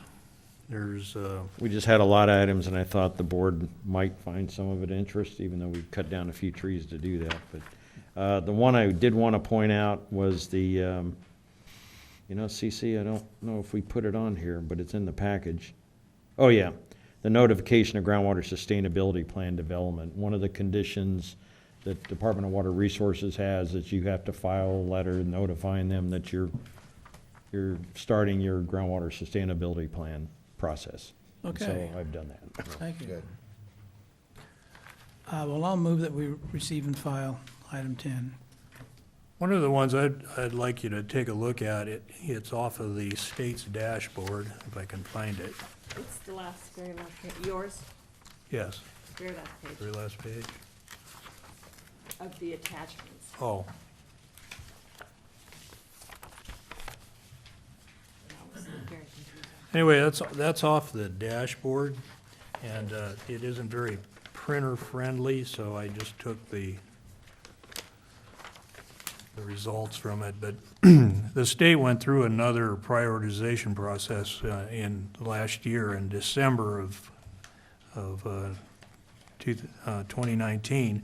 They added an element to their evaluation on how they prioritize basins, element number 8, which is habitat and others, which was not in the original set of criteria.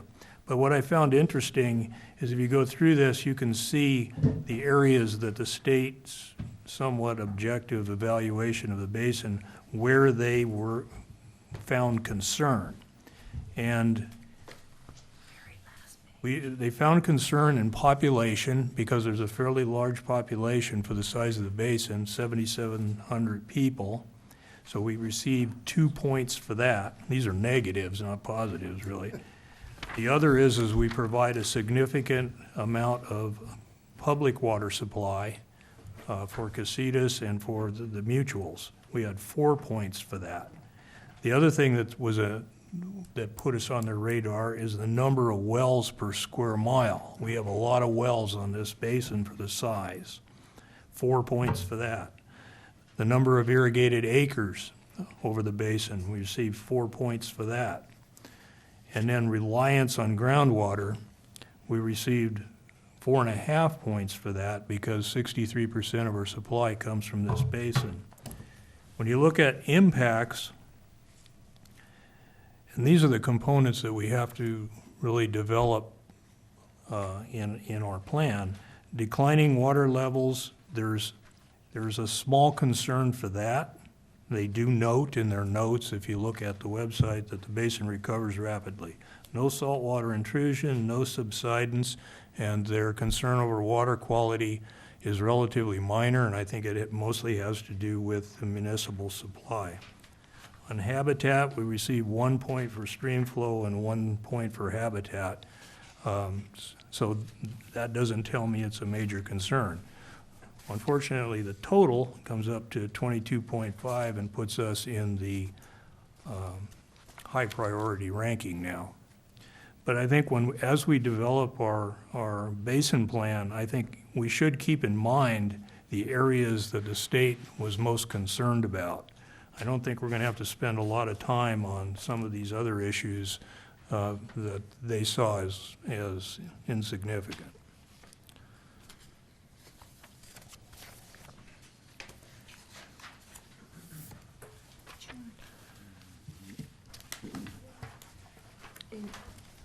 There's no more questions or discussions on the information items? Oh, Emily gave this to me, 9 and 10. okay. Let's see what 9 and 10. I just had one. Number 10.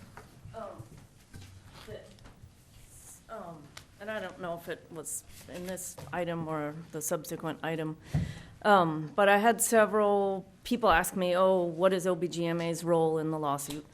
And why is Richard Hages always speaking in public? And I went back through the notes of the last meetings, and nowhere were you appointed to speak at these public meetings that have been held. And it surprised me when I watched the meeting that was held last Tuesday, put on by the city of Ventura. And I just think as a board, before a board member speaks, you weren't necessarily speaking on behalf of OBGMA, but perhaps under the Brown Act, we should make a motion to appoint you as a speaker at these public meetings, rather than it be a surprise to those of us. I'm an alternate on this board, and I didn't know you were going to be sitting up there. And I don't think you've said anything wrong. But I think it's important to discuss how this board speaks in public. I'm on the Upper Ventura board with a member of the city of Ventura, and we have much more lawyerly presence there. And we've discussed this at length in terms of what our role as board members in the public are and how we can speak or not speak. And I just think it's important going forward as this lawsuit proceeds or doesn't proceed. So I don't want to slap the board with that, but I think it's important to discuss, and perhaps that's in the closed session.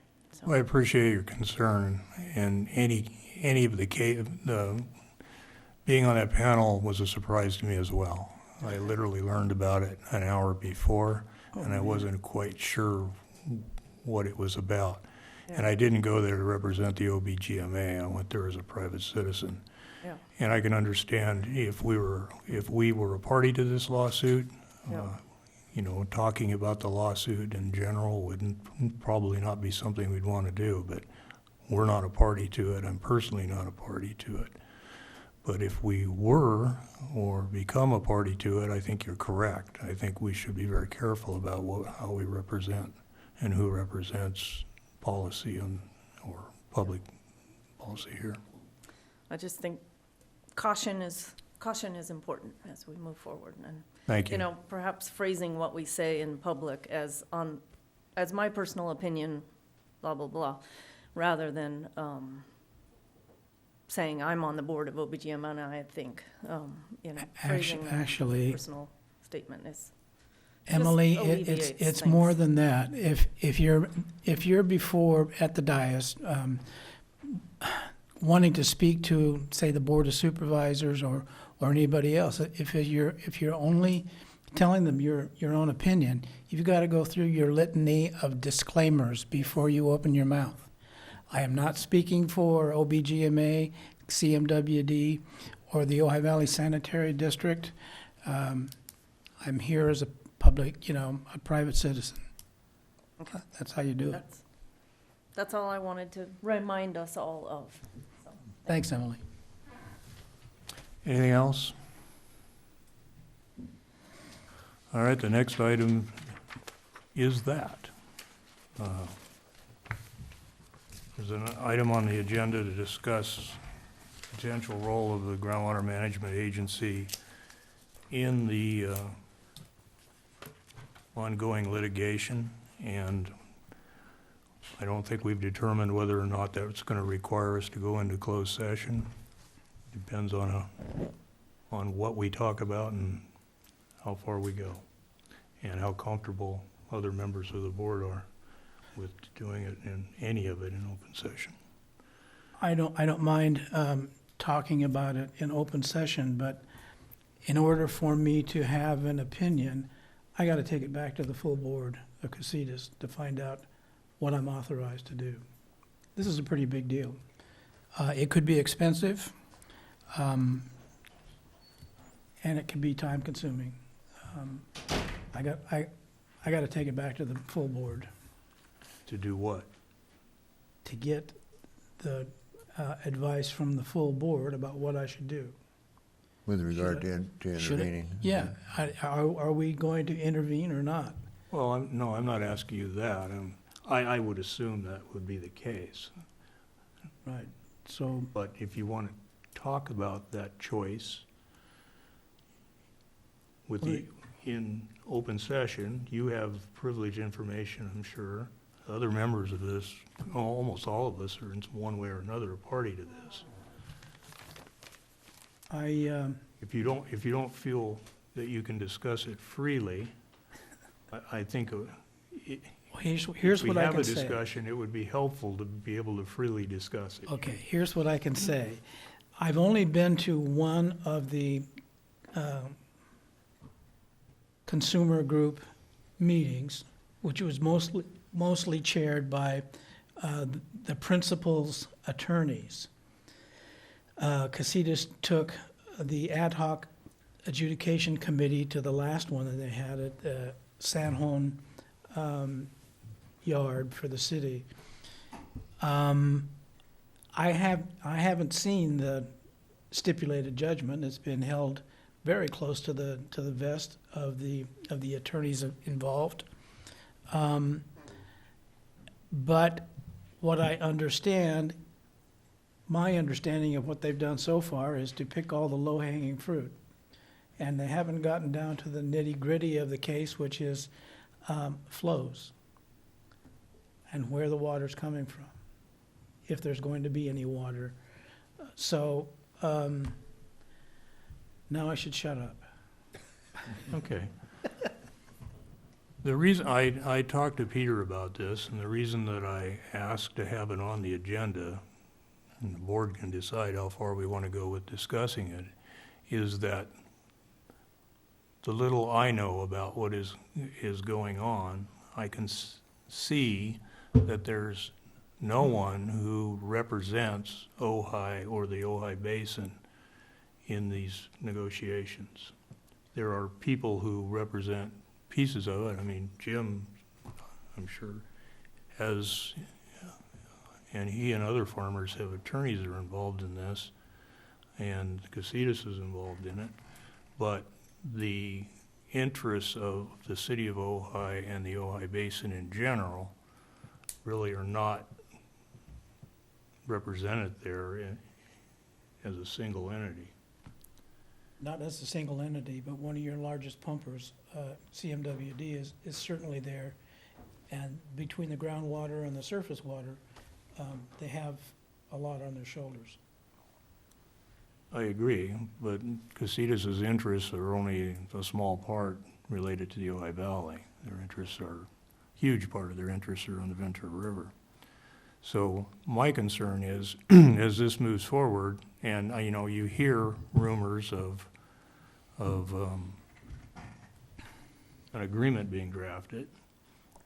There's no details, there's hints of it, but if a settlement agreement is reached and we're not a party to that, I'm concerned how it's going to affect Ojai and the Ojai Basin as we go forward.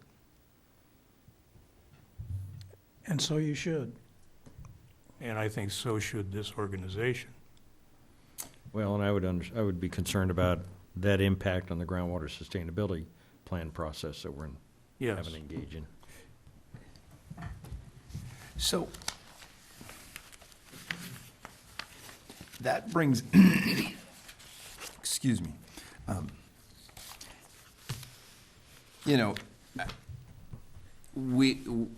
nobody's representing it, and yet we all kind of are representing in different entities. And, you know, it raises in the back of my mind a question whether, even if you're discussing that, whether I just have to recuse myself because I am a party to it and I do have legal counsel. And, you know, I don't even know if I can take part in that discussion because I am named and have my interests.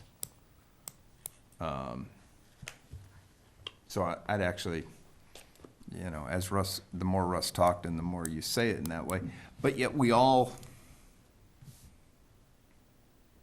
are represented. I think we're probably all working towards something of similar nature, but I can't say that for sure.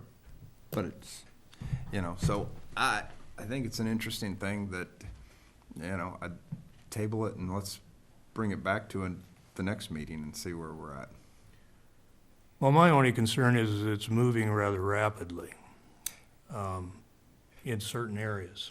Yeah, and the one thing I will say is, even though meetings are happening rather rapidly, the one thing that my attorney said was, don't expect anything fast. There's a lot of things going on, but don't expect anything fast. And if it's moving rapidly now, then it's been a year for them to gain any momentum at all. They've been working on this for quite some time. And even in closed session, I don't get specific information about what the stipulated judgment really is.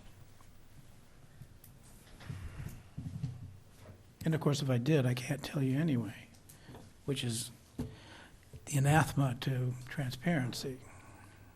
So that leaves three others sitting at the tables, or what would you suggest? Well, the City Council of Ojai requested that I go to, at the invitation of the City of Ventura, to attend this technical committee on last Friday as an observer. So I am privy to some of the details of what's going on. And it's, in my opinion, I have no opinion about the status of it or the merits of what's going on, but in my opinion, I think there is no voice for Ojai in this negotiation. And it includes things that are going to affect us tremendously.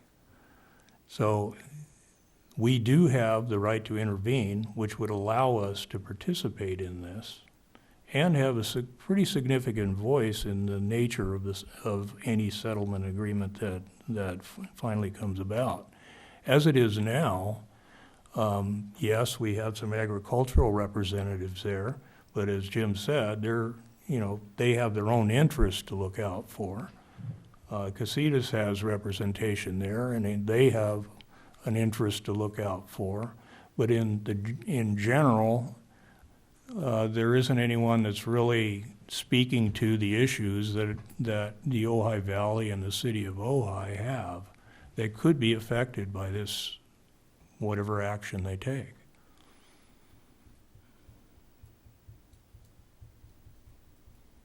What are you looking at me for? Well, I guess one of the things, without divulging any of all the confidential stuff, one of the things I observed at this meeting is it doesn't appear to me that there's a unified goal by the defendants. Do the defendants and the parties to this, and which is everybody essentially, do we have a unified position on what we expect any settlement to be?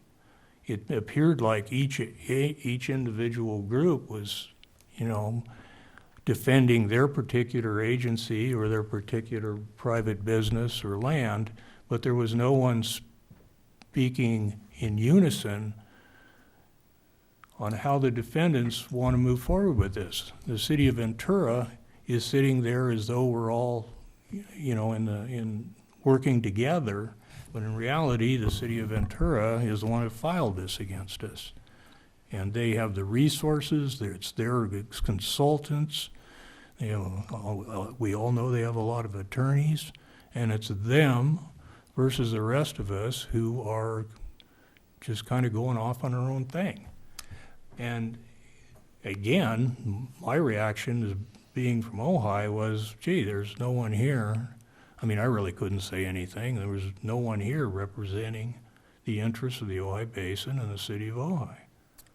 I think there's going to be a closed session on the city council. Would that be a place where we don't have those who can't participate or don't feel they can participate in the discussion? If you and I were to attend that with Bill and the rest and see if we can come up with something that we're proposing to be done and, put a price tag on it and, sort of the risk reward of where we go. Is that helpful, or is it? Rich, question. Mm-hmm.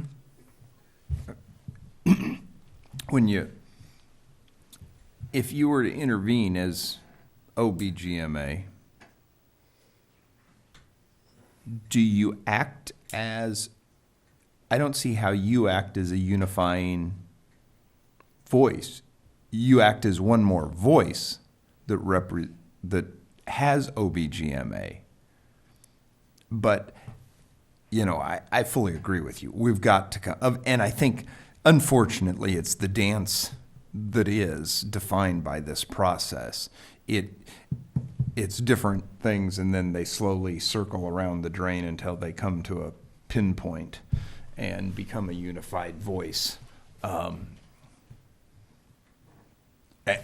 if there is any way that OBGMA can do that and act as a unifier, in theory, it's great to me. I just don't. Well, let me try to give a little background that I've gleaned just from reading some documents that are in the public domain. A lot of what's happening right now is based on the appeal court's decision on the city of Ventura taking Channel Keeper and the state board to court. And the court said, if you're going to move forward, you're going to have all of the parties involved because everybody has a voice. That's related to the allocation of water rights. That's the adjudication. What's going on right now is developing a stipulated judgment that would be handed into the court, but that doesn't ever rise to the occasion of the allocation or of water rights, ever. It just doesn't. Well, there is where I beg to differ with you. Well, The settlement agreement is the first step, and once that is ratified and the water master is appointed, then if the conditions are not met by the various parties to this, you can go back to court, and it can go far as allocating pumping. And the problem with it is the SGMA agencies could be the one given that order, because they do have that ability not to adjudicate, but to develop allocation plans under their SIGMA authority. So all I'm saying is SIGMA is wrapped into this. You can't separate the two. This settlement agreement is not going to sit all by itself. It's going to have to be coordinated with the SIGMA efforts that are taking place. And if we're not a party to what the terms and conditions of this settlement agreement are, we're just going to have to buy whatever comes out of that. So, and who the water master is, who sits on any governing oversight board, we won't have any say as to that. Well, I'm not sure, but I think that the water master, or the 5 different agencies that would be allowed to sit on the water master board, it's one person from each of the different types. They're gonna be dealing with the stipulated judgment and the fish-related physical solution, and the flows that come out of that. So I don't think that they're going to get to a real, true adjudication unless the city does it through the lawsuit. However, if the conditions of the settlement agreement are not met, anyone can go to the water master and go back to court and require further steps be made. So if we're sitting on the outside and we're being directed from a third party, it's going to make it very difficult for us to plan. Agreed. But I don't know how the water master is going to work. I don't know anything about it.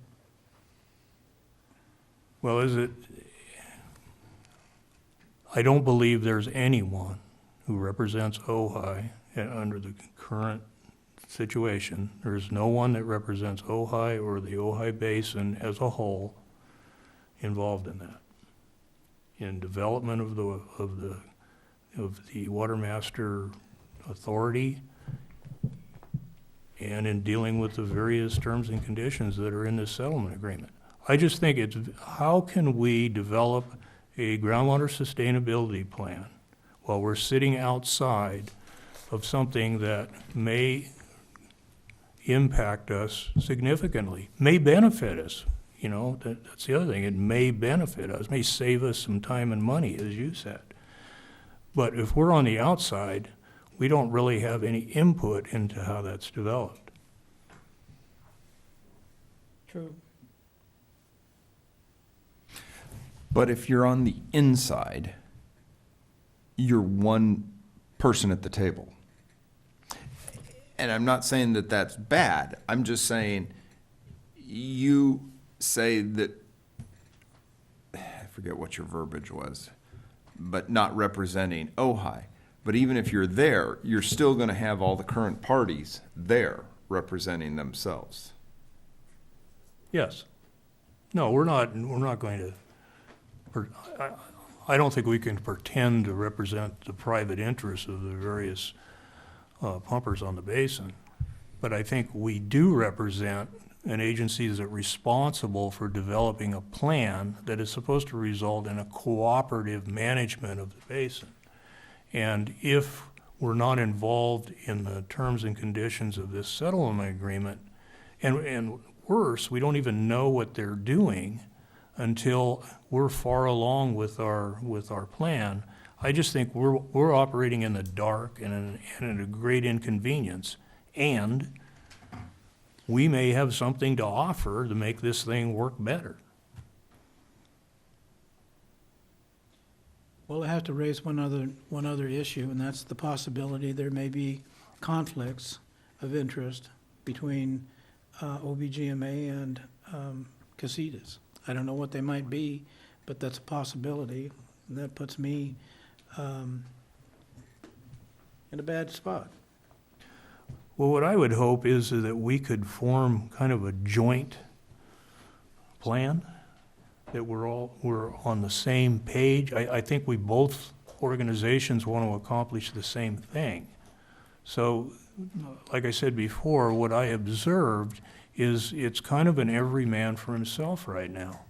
And there's some big players driving this. The city of Ventura, a couple of large properties along the Ventura River, the two other special district, water districts. I mean, they have a lot of interest in this, and their input is what's being received right now. And very little from us and very little of our concerns about the basin. I mean, what Jordan presented to us about the potential impacts of basin level versus outflow is an extremely important part of this. And not having that incorporated into whatever settlement, or at least recognized in whatever settlement agreement they come up with, I think would be a big mistake. We may have to wage that battle with both Water Master and the state when we submit our plan. I think getting those things ironed out and getting everyone on the same page as far as how we're going to address those things is very important. Yeah. What would we have to do in order to achieve what you're outlining here to participate? Is that a legal matter where this entity then? Peter. File? No doubt.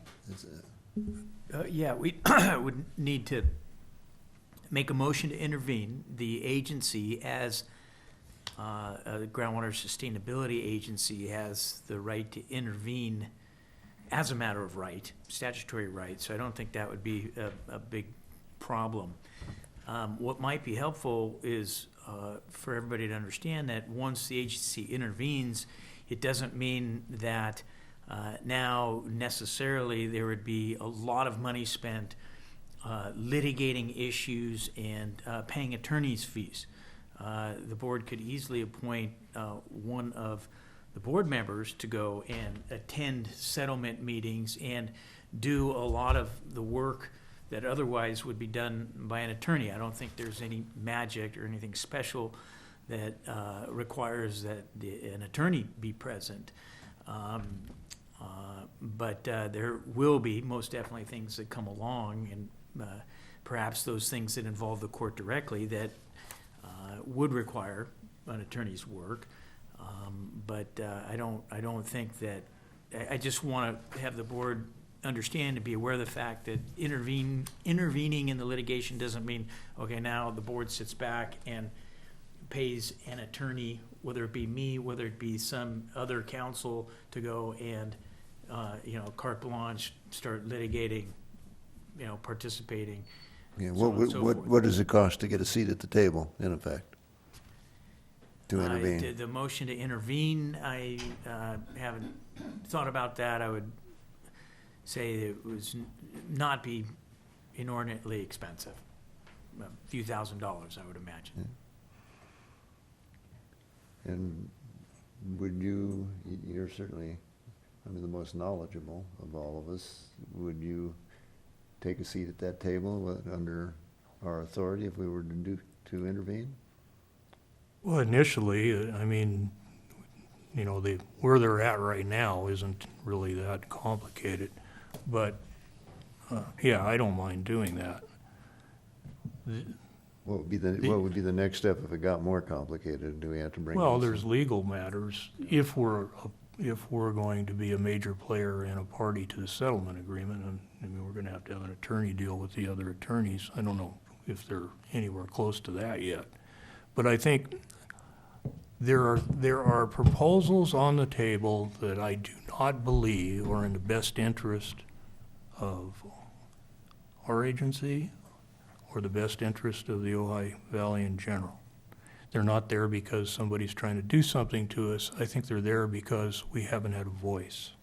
Okay, so if we were to intervene, to step in, what is it? Are we in for good, or are we, if we take a look at it and say, well, we don't want to spend a lot more money, we're getting what we need out of the deal, can we step back or drop our participation? No, I think once the agency intervenes, the agency's in for good, but then then the question becomes, well, how deeply do we participate in Right. each one of the phases? And, there's going to be any number of things going on that the agency may not feel like that's appropriate for the agency to become involved in. Really, the purpose would be to have a seat at the table so that when the ultimate deal is cut, it's not cut without buy-in from the Okay, so agency. but we can control how much we participate and how deep we get in as far as the cost? Is that what I'm hearing? Yes. Yeah. That's Yeah, and going to I- require coordination between Right. the board and the legal representative, whoever that is, and, some discussion and interaction and sort of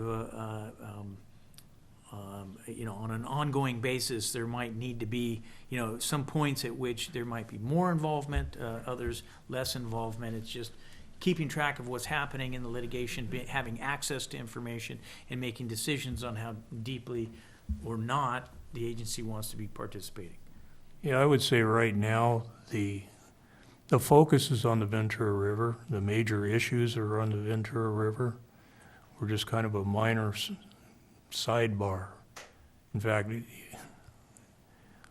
I don't know why we're even in it, other than it was easy just to do a global watershed adjudication. But our impact on the overall issues are very small. But because we're doing a GSA, and because there are elements of it that will affect us, I think if we focused on those, not get involved in all of there's a lot of stuff, I'm sure, but not get involved in all of those other issues, it would be, I believe it would be in our best interest. And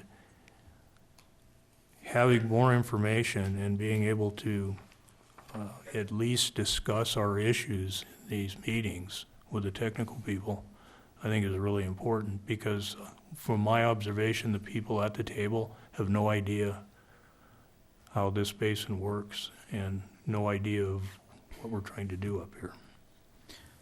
So Richard? okay. Cece, did we receive a notice or a summons? OBGMA, did we get a, No. so we're not in it at all, are we? No, we have not been served as a party. We've not been served summons or the complaint. We've just been provided notice as, maybe I'm using the wrong term, but as an interested party.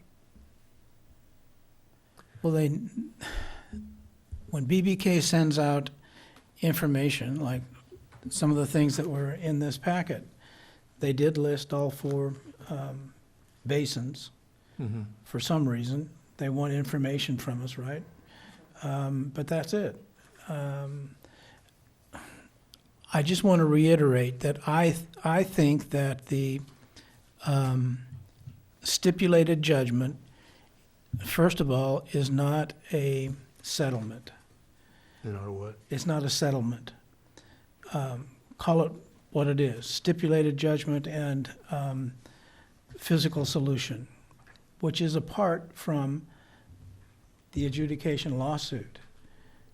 They had to bring in all of the, and I sound like an apologist for the city, and I don't mean to be, but they were told that they had to bring in all of the parties that deal with water so that everybody could be served and understand what's going on. The adjudication lawsuit is going on even if the court approves the stipulated judgment and physical solution, because it only has to do with the fish, the Southern California steelhead trout, and the flows in the river to keep the fish in good condition. You're correct, but the point of the settlement or stipulated judgment would be to at least for now, stop the full adjudication. I don't think so. Well, let me see if I can help clarify. My understanding is the stipulation and stipulated judgment, if I understand what you're referring to, resolves the issue between Channel Keeper and the city. That's right. And the city has guaranteed to maintain certain flows. But the city's whole claim is that it shouldn't be the city's responsibility to ensure those flows. That's why the city has sued everybody upstream. That's why the city attorneys have sent a notice to OBGMA asking for the names of all the pumpers. Right. Because that's who they need to bring in to the adjudication to ensure that there's flows getting down to the point that they have promised to maintain those flows. So nothing has stopped upstream of that point where those flows need to be maintained. I think there's actually some different reaches in the lower river. But the adjudication proceeds, and likely, if it's at all like other adjudications, in phases. And ultimately, if they go to the umpth degree, the phase, then they're going to be adjudicating priorities of water rights. That's right. Within this basin vis-a-vis Ventura's water rights. And that's how you're gonna ultimately guarantee those flows. It's either gonna come, the city is gonna have to give up some pumping, or they're gonna say, no, we don't have to give up pumping. It's the upstream folks that are gonna have to give up pumping to let those flows come down, because we, city, have senior water rights. Those folks need to give up their pumping before, or their diversions, in the case of surface water, before we have to give up any water as a senior water rights holder. So that's what's moving forward. And the only piece that's been resolved is that Channel Keeper's now out of it. Except they want more money.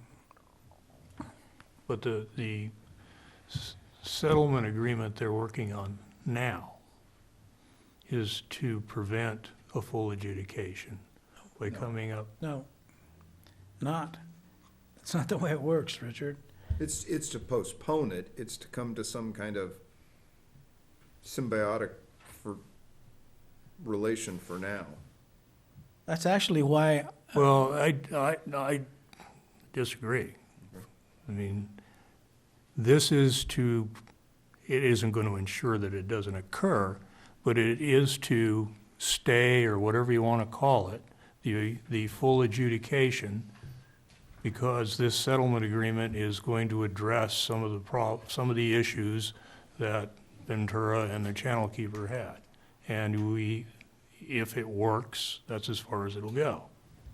I would agree with that. If it works, then it'll, you can't be sure. If No, you that can't. case is still in the court, it can move forward, and And it one day might- you'll allow to have an adjudication. and it might be that some people want an adjudication. Exactly, and it appears there may be some that do. But our role is going to be to try, if they do come to a settlement, our role is going to be to try to make it work. As a GSA, our plan is going to have to be coordinated with that settlement agreement. If we go off on our own and do something counter to that, we're gonna get smacked. So if we don't have input into what that final settlement agreement is and how it's administered, then we're gonna be flying blind. We're gonna be going in this direction, and Let me ask a question. Peter, when you say not an unreasonable amount of money, do you say a couple of $1,000s to intervene, to file whatever paperwork needs to be done? Is that? Yeah, I mean, yes, I think a rough estimate is a couple of $1,000s to get. Okay, and then we can control the depth of which we get into it based upon what benefits we think the participation is that correct?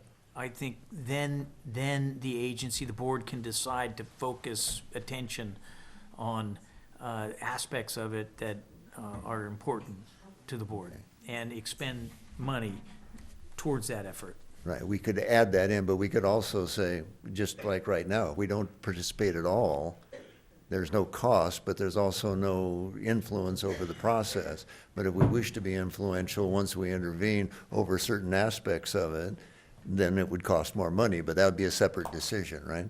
Yes, and as the adjudication progresses, I think you could focus attention on aspects and not participate in others. Right. There may be, countless things that really aren't that important to the board.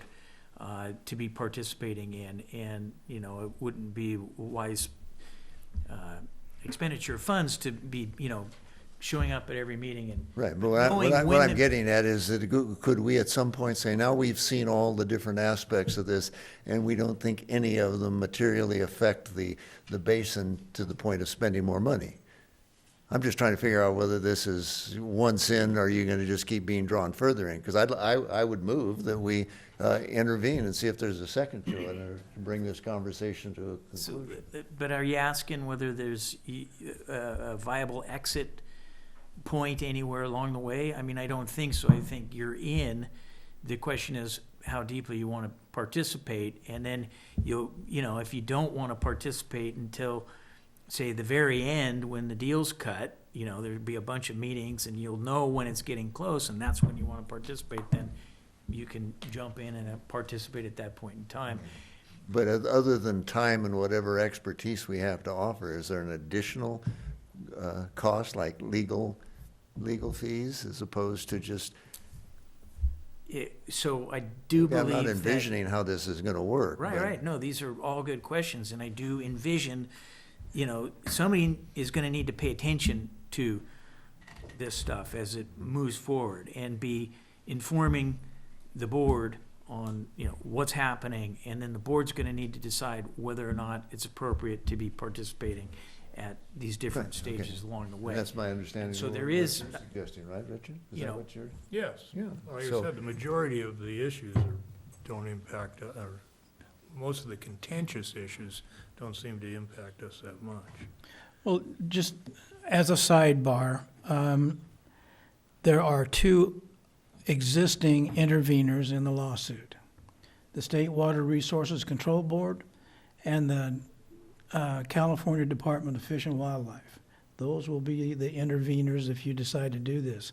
And I have been advised by my counsel at Casitas that I need to take it to the full board, so I'm probably Well, I'm done. assuming you aren't prepared to vote on it tonight. Not tonight. But if there, what does it take to decide this? 3 votes? If we have 3 votes in favor of it, can we make a decision? Yes, I believe Okay, so. well, then I'll make the motion. Let's see if there's a second. If there's no second, or there's no 3 votes, conversation's over. We can all go home for dinner. Oh, good. Well, I'm not hearing a second. Let me hear the motion again, Johnny. Motion is for us to intervene and have a seat at the table for a couple of $1,000, and we see where it goes. I second that. Want to call the roll? Director Bagley, No. Director Johnson, Yes. Director Hilke, Yes. Director Finch, Abstain. Director Hages. Yes. You should have abstained. Only, Should was there have 3? abstained. There was 3. Well, I don't want to put any of you in a difficult position, but I think the information you will have access to, I think you're going to find it's pretty important, so. And it's easier at this point to enter into the negotiations with them and enter into this process than it will be when the thing is fully developed, and then you become kind of a fly in the ointment, so. Okay. Right, there's, The motion carry? Yes. Yeah. There were Okay, 3 votes. I know. We sure. normally announce it, yeah. Can I just say something really quick? As part of that effort, the Wildlife Conservation Board grant, there is a framework, and those meetings are to develop an in-stream flow water resilience framework. So those meetings will be layered on top of this and ideally reach the needs of both the basins and the people within the Ojai Valley. However, I applaud that you guys are getting involved, because I think a strong settlement that is oriented with a strong framework will make a better framework for that development and the better GSPs in the future. So thank you for getting involved. I just want to say thank you for that. And also, keep in mind, please read up on voluntary agreements. The state board is going to be making a public statement. We just had a meeting with them January 29th on supporting the Ventura River watershed in coming together through maybe a different means of voluntary agreements. So at some point, I can bring you more information, but you might look into that. So thank you for getting involved. Thank you. Now, if there's nothing else, we're adjourned at 7:21.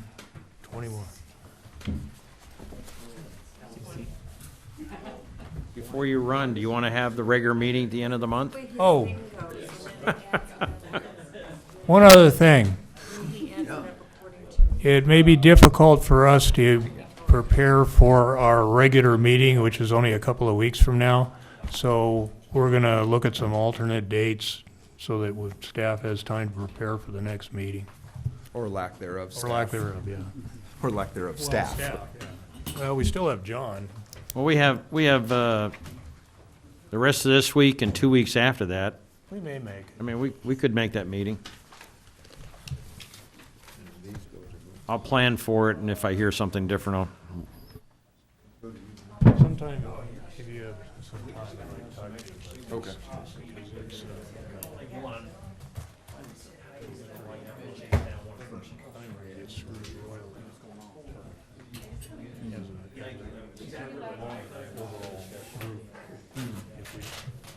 If we don't have some input.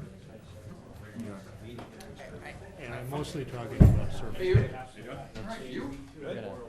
That's what the pumping part of it is. It's like, that they'll leave us alone to manage it themselves. But a key component is going to be whatever they tag us with as far as what's supposed to come out. Okay. I will, yeah. We talked before the meeting, I need this shirt.